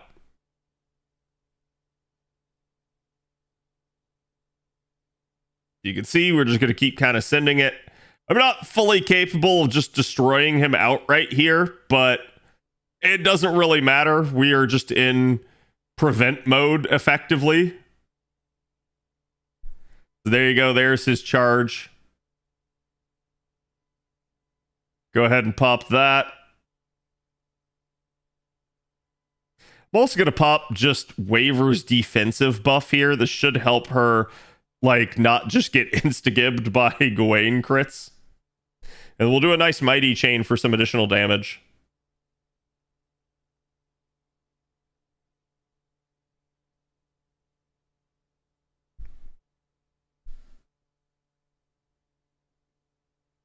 There we go. We did drain him. He's down to 1. This means his next turn he'll be up to 3. Oh, never mind. He's going to be at full because he charged himself one. So he pulled a sneaky one there, and I'm at 98%. Of course. You know what? Why don't I show it off? So we'll go ahead, pop Waver's attack buff here. You can see this would put me at 108% charge. Now, the idea to understand about FGO and charging to 100%, I've mentioned this before already, but basically, if you ever have 99% charge, the game will just round you up to 100%. This does not apply to 199%. The game will leave you at 199%. But specifically for 99, the devs kind of just did everybody a solid and said, if you ever hit 99, you just have 100 in order to stop people from getting deeply upset. But that just means that 98 is the new point at which you get upset for getting, and it just is what it is. Now, if this happens, the only way you can actually achieve 99% is if you drain yourself down to it. So just to give you an idea of how something like that's possible, Squirtoria has a self-heal that drains herself 10% charge. You can see it put me at 98%. It didn't put me at 99, but just as a proof of concept that this sort of thing can happen, there you go. So be very, very careful with it. Now, I should be easily able to card this out. I shouldn't have to worry about it too much, but just in case. He just has the one guts.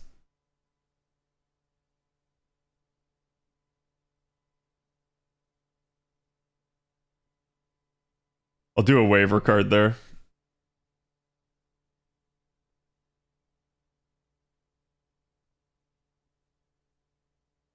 There we go. There's the overkill. So we know we popped him. He gets 2,000 there, and he's dead. So I made that fight look pretty easy. For a lot of people, that is a very difficult fight. If you struggle with Gawain, do not feel bad. That is a sign that you probably need to go level up some archers. Thankfully, NA did just get the 4th Evocation Festival. Kuro is a pretty decent option to level up. As we already mentioned as well, Urael, I will spell it because basically it's a difficult name to pronounce. And OG Orion are also options. And feel free to rely on your friends list. There are numerous archers that just kind of shit on this fight. Squirtoria is definitely a decent one. She could basically be utilized not only on this, but also the Mordred fight that will appear later. And she is a really, really good unit to have in the Singularity. Even if you just are trying to find somebody to follow, get somebody that has her up, and you'll thank yourself as she can, again, like I said, just deprive him and kind of keep going.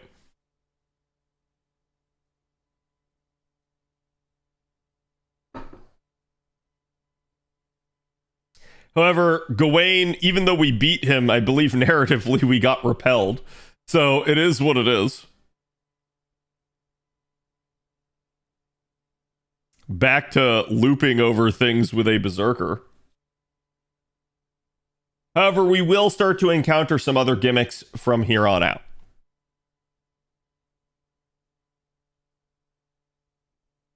People are getting stonewalled by Ort. Oh, yeah. I still see many newbies get stonewalled by Gawain. It's a thing, because I think, like, Camelot is really the first point at which, like, you realize there are gimmicks to the game and that you have to actually, like, potentially level up certain classes.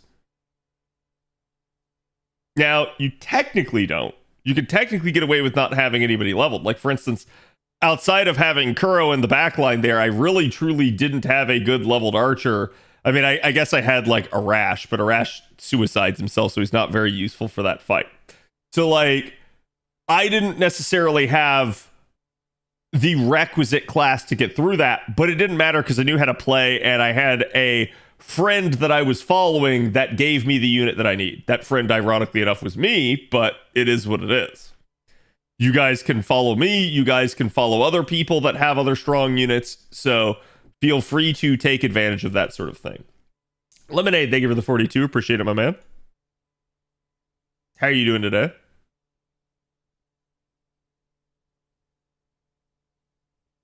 But yep, I think a lot of FGO, and the game tells you this, is knowledge is power. Understanding how the fight works is part of that. We just got done earlier doing a pretty nasty challenge fight on JP. I did not understand it at first. After beating it, I understand it a little bit better, but I still felt like the fight was maybe a little bit overtuned. All the whales will appreciate the FP you're about to give them, right? Oh, I shouldn't have skipped that scene. For obvious reasons, right?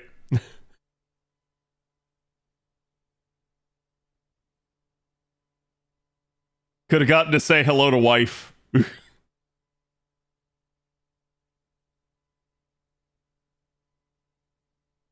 Let's see. A writer here. I'm trying to remember if this is an actual... I don't think this is a gimmick fight. I think the next time I see an assassin, it is. Olympus is also on the biggest walls in part 2. Yep. Yeah, there's a couple of walls, and I will do my best to talk about them. There will, for instance, be a lot of gimmicks in Camelot. There will be even more in Babylonia.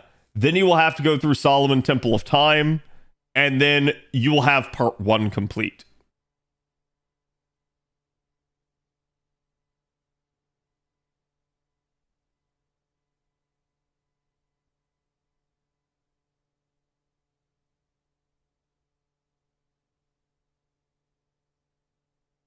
Camelot Final Battle made me use command seals for the first time.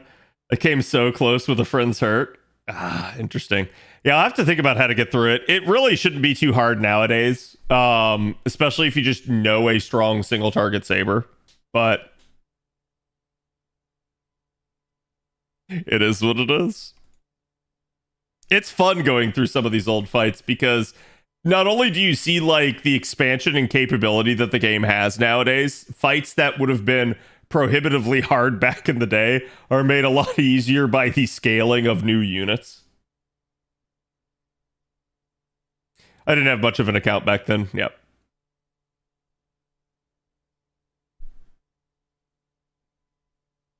Is HHP the first assassin you run into in Camelot? You mean 100 Faces? I believe so.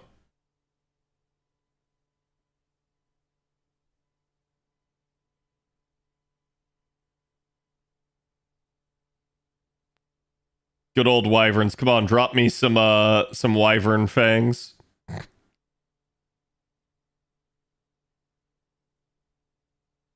This may be the alt account, but I still need fangs. I'll probably get chains instead.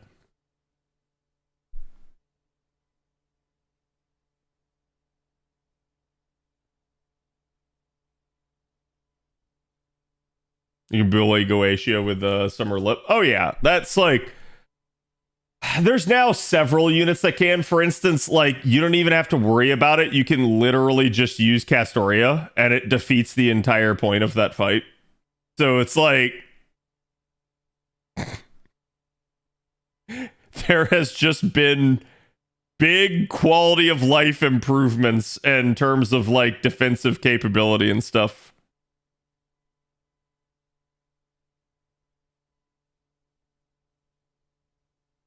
Now, what's interesting is I might run afoul of certain gimmicky fights here without, like, full knowledge. Because while I'm aware of every, like, gimmick fight in here, I don't necessarily remember exactly when I'm going to encounter them. Like, I believe we are coming up on another one right now.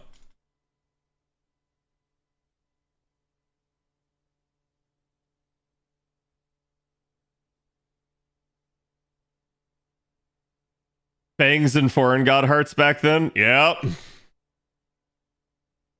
Yeah, I love that we still have the Fang command on here. Ooh, she didn't kill. Interesting.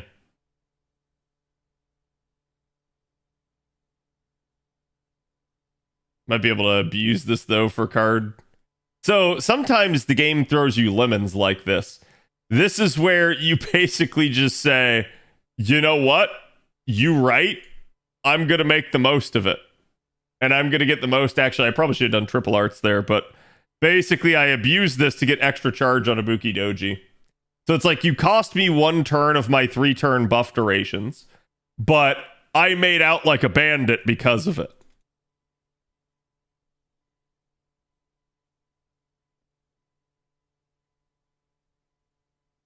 And now because that, I'm still within my 3-turn cadence on turn 2 of 2, or wave 2 of 2 rather.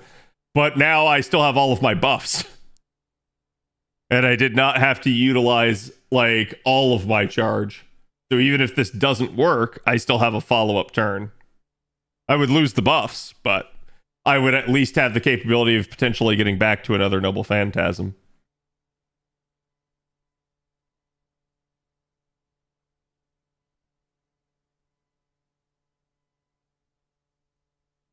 We fight St. George instead of Gawain. Yeah, that's because in arcade, this is not Camelot, this is Jerusalem. So if you know the story of Camelot here, not to spoil you, technically this is Jerusalem, but it has been transformed into Camelot. Whereas on arcade, it is not Camelot. And therefore there are different implications.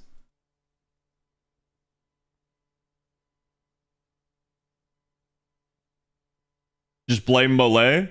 Jacques de Mollet.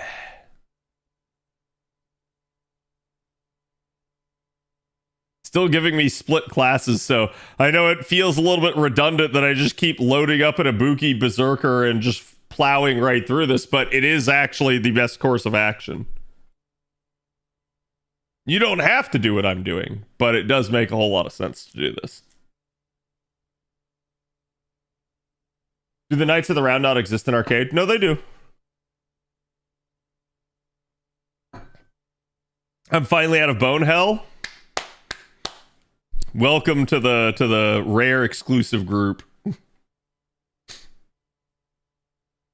Takes so many people so long to get out of Bone Hell, but it is a nice feeling when you do.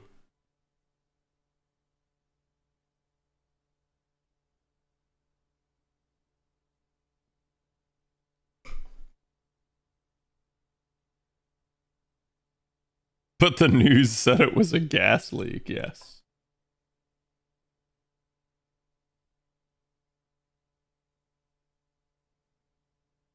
I'm halfway through the LB5 in the race to Trom for Christmas.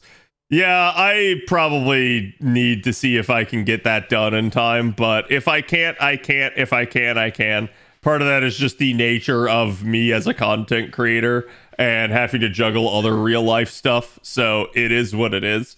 But I will try my best to get this account through all of that in time.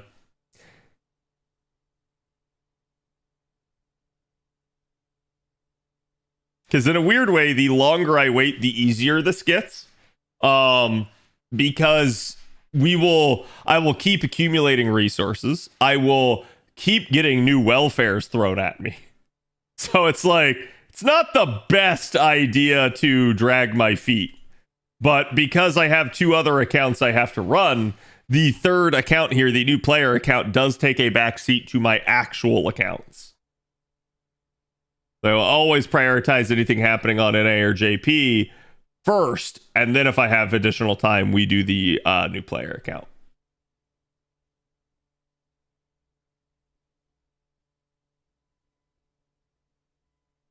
And I think that was the first Gazer we fought. That's basically like a beholder from D&D. It's just a floating eyeball. It is demonic, but otherwise not too much to write home about. Sometimes they can stun you / paralyze you, but it just is what it is. How many courts do I have on this account? We're on our way to like 500, I think. Let me double check.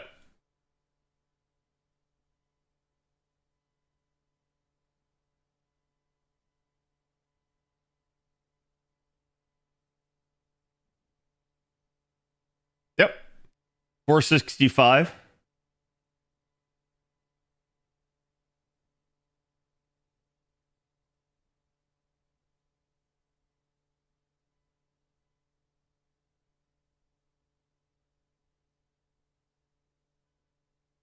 I do have some friends on the account now too. Like not my own personal, but like basically randoms that I have accumulated. So I am slowly beginning to get more people.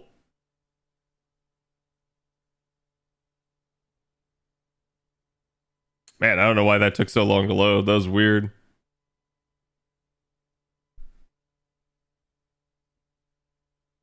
Looking for someone in particular for this account? No. No, I've told people like I have actually, if you can manage to find this account randomly, I guess that's one thing. But I basically am not like just accepting friend requests from chat, because if I do that, it makes it easier on myself. Whereas like a new player trying to follow me and like emulate what I'm doing would not just be able to be like, hey chat, everybody like let me on your friends list. So that's an advantage that the new player is just not going to have, and it feels wrong if I abuse that. Now, I did follow my main account, so at least while I'm doing story, I can utilize my main account's units, but that is something that everybody can do. There's no inherent advantage to that. And I highly recommend you do. Find a really good account. Try to work it in. Sorry, I meant rolling. Oh, I got you. Rolling, we are currently tracking Castoria coming up here, like early September. That is probably one of the best things I can try to target and get for this account. And then from there, I need a pretty good AoE. Unfortunately, we did just miss an Ibuki Doji Berserker banner. That would have been a really, really solid one to pull in. But even if I can get just like, say, somebody like a neutral looper, that would actually be pretty idyllic at that point. So it's just like me looking for a decent loopable farmer, somebody that can handle a lot of farming needs, so that I can at least like do 3 turns and stuff like that. Because once this account gets Castoria, it will really help the account's capabilities. And I say once it gets Castoria, I'm aiming to at least have pity for Castoria. If I don't, that will be a problem, but it'll just be what it'll be. I gotta like how they put a 300k assassin at the end of a 3 turn.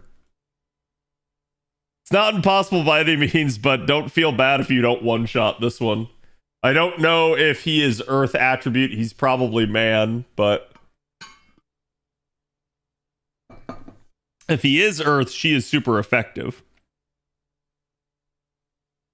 And he is clearly not. Because that did not do very much damage at all. And unfortunately, now this means that a lot of my buffs are going to wear off.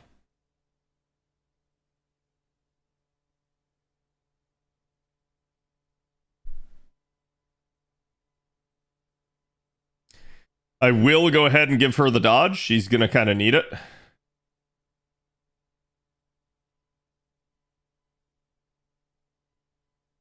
Do it like that. It's not the best carding arrangement. There was no mighty chain, and the only triple arch chain was utilizing units I didn't want to use.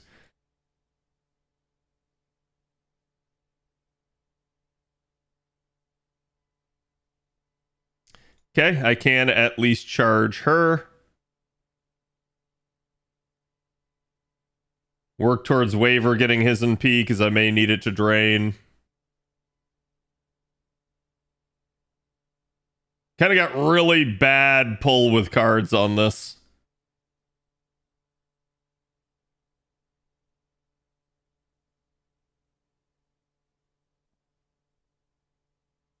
There we go. Waver's ready with his NP. If I'm lucky, I get a stun here. I could pop these, but there's really like, unless I'm just trying to kill right here, there's really no pressing need. I'll just go ahead and do that. Take the triple arch chain. Work it out. Actually, probably should have popped it, but whatever.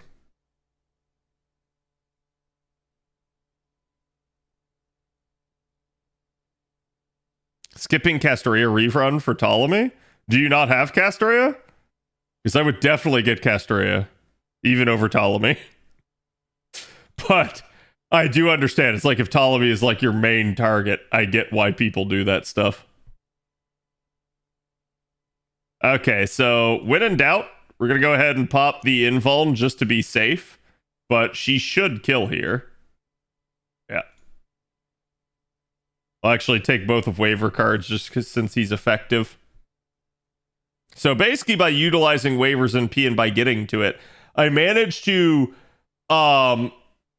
delay the Noble Phantasm by another turn. That's called stalling, and stall comps are a thing, and they work wonders if you like long form combat that takes a whole lot of time. Stall comps were used to be how the majority of people got through difficult fights back in the day. Nowadays, we just brute force everything and kill everything as fast as possible. Though there is a level of knowledge in knowing how to brute force things.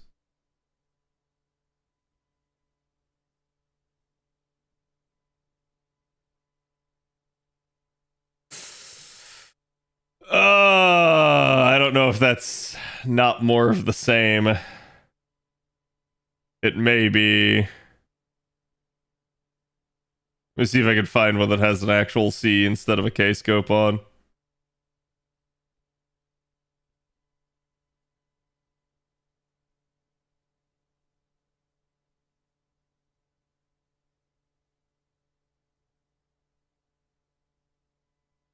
There we go.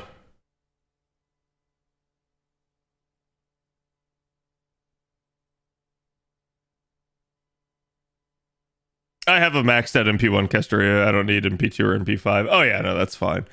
A lot of, and I said this before, it's like obviously getting additional MP levels of Castoria is really nice. She's one of the best supports in the game for that in general. But I will say this once for chat, and I will say it 100 more times. 99% of a support's capabilities is just in getting the first copy, because it gets you their kit. And their kit is the big reason why they are so useful. So it's like, obviously, if you get more MP levels, that's a nice thing, but it's definitely not something you have to do. So yeah, absolutely. If you already have Castoria, it's fine. It's just usually I have to ask people because, well, we do get people that just skip over stuff. I don't know why, but some people do like to make the game harder on themselves. Actually really like Lady Avalon. Her damage is decent. Yeah, to a degree, her being a pretender has its advantages offensively at times, but there's also downsides to it too. Oh boy, a butt ton of chimeras. My favorite. Just go ahead and do this and full send it.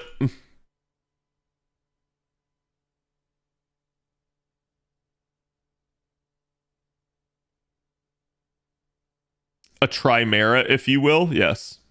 A crimera, if I will. No need to get too many copies now. A lot of skills giving overcharge on MP. Yeah, that's not wrong either. I do feel like stuff like that does at least kind of replace the need for supportive NPs to be at a higher level.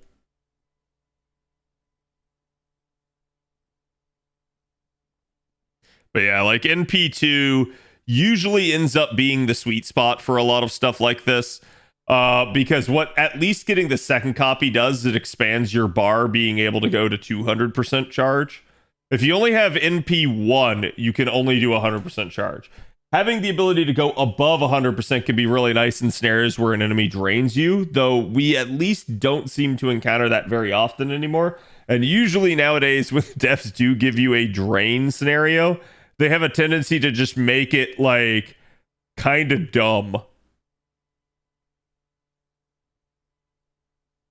me see if somebody has it up. Do I have it up? Shame on me. I don't have her up.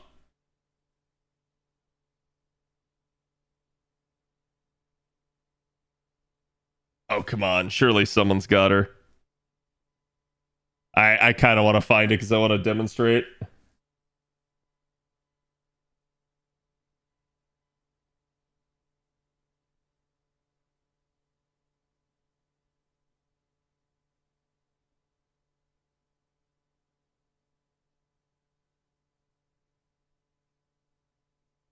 Well, I was going to show you guys Surfmo, but I don't see it. At least there is Maguma here, who has a very strong Da Vinci Rider. A Da Vinci Rider could be an interesting one to showcase as well.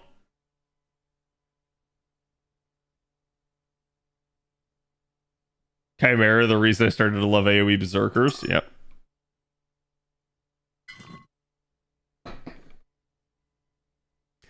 So Da Vinci is really interesting in a lot of ways because Da Vinci just can kind of automate looping and get the entire party to kind of get there.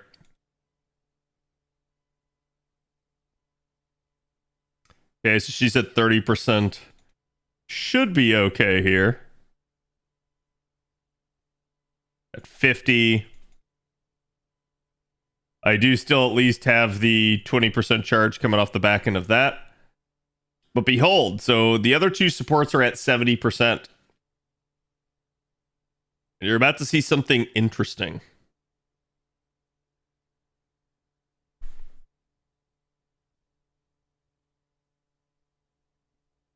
So now the other two supports are very close to their NP. Da Vinci charges the party after her NP goes off.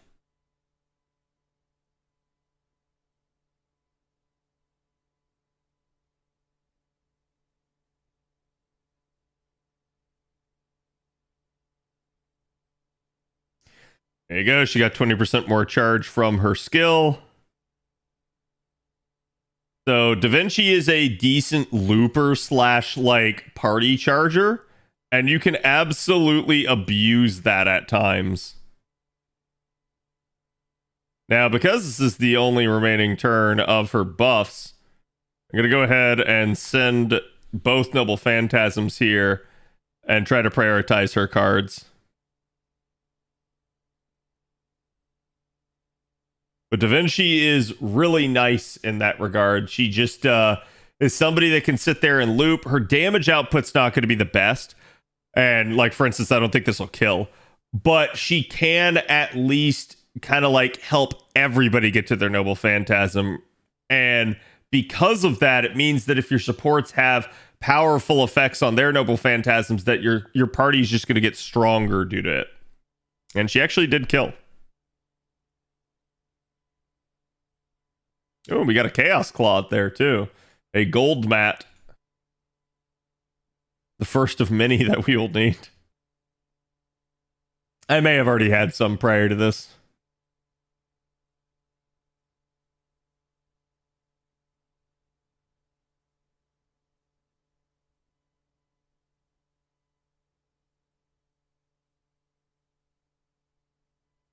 Okay, this is a mixed structure node. This is probably a good idea to go back to a Berserker.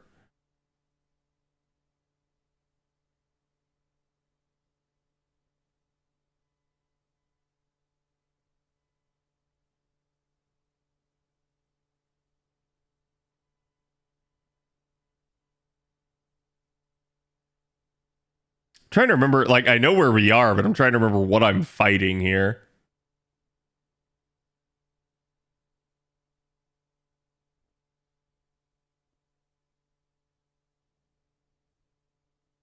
More Chimera. Okay. Why not?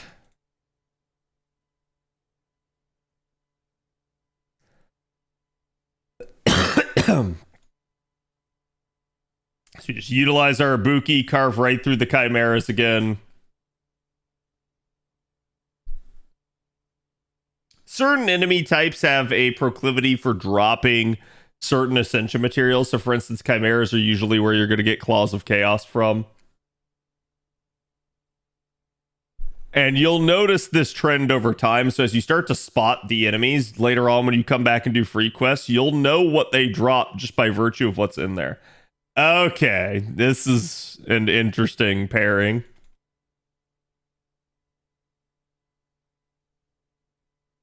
So I already know Cursed Arm is going to be a little of a problem. I do believe Arash is Earth, though.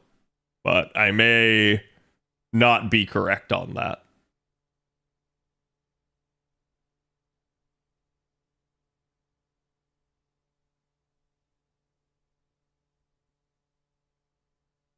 Yep, Arash was. So Arash went down pretty easy. Cursed Arm then basically gets taken out by the Arts Chain. Let's go. The extra attack had just enough oomph to one-shot him. That was perfect.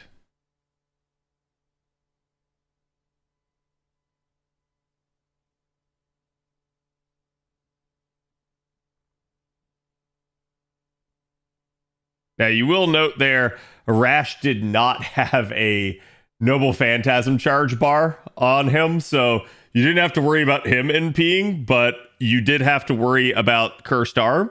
That would have made Cursed Arm the primary target regardless anyways. All right, we are in section 7, so chat, I think we will end it there. This will start another sequence of gimmick fights if you look at the title of the next section. So we are definitely headed into an interesting area there, but also I am just about to level up yet again. We are still making good progress. Let me see who all is on tonight. Well, we can give some love to.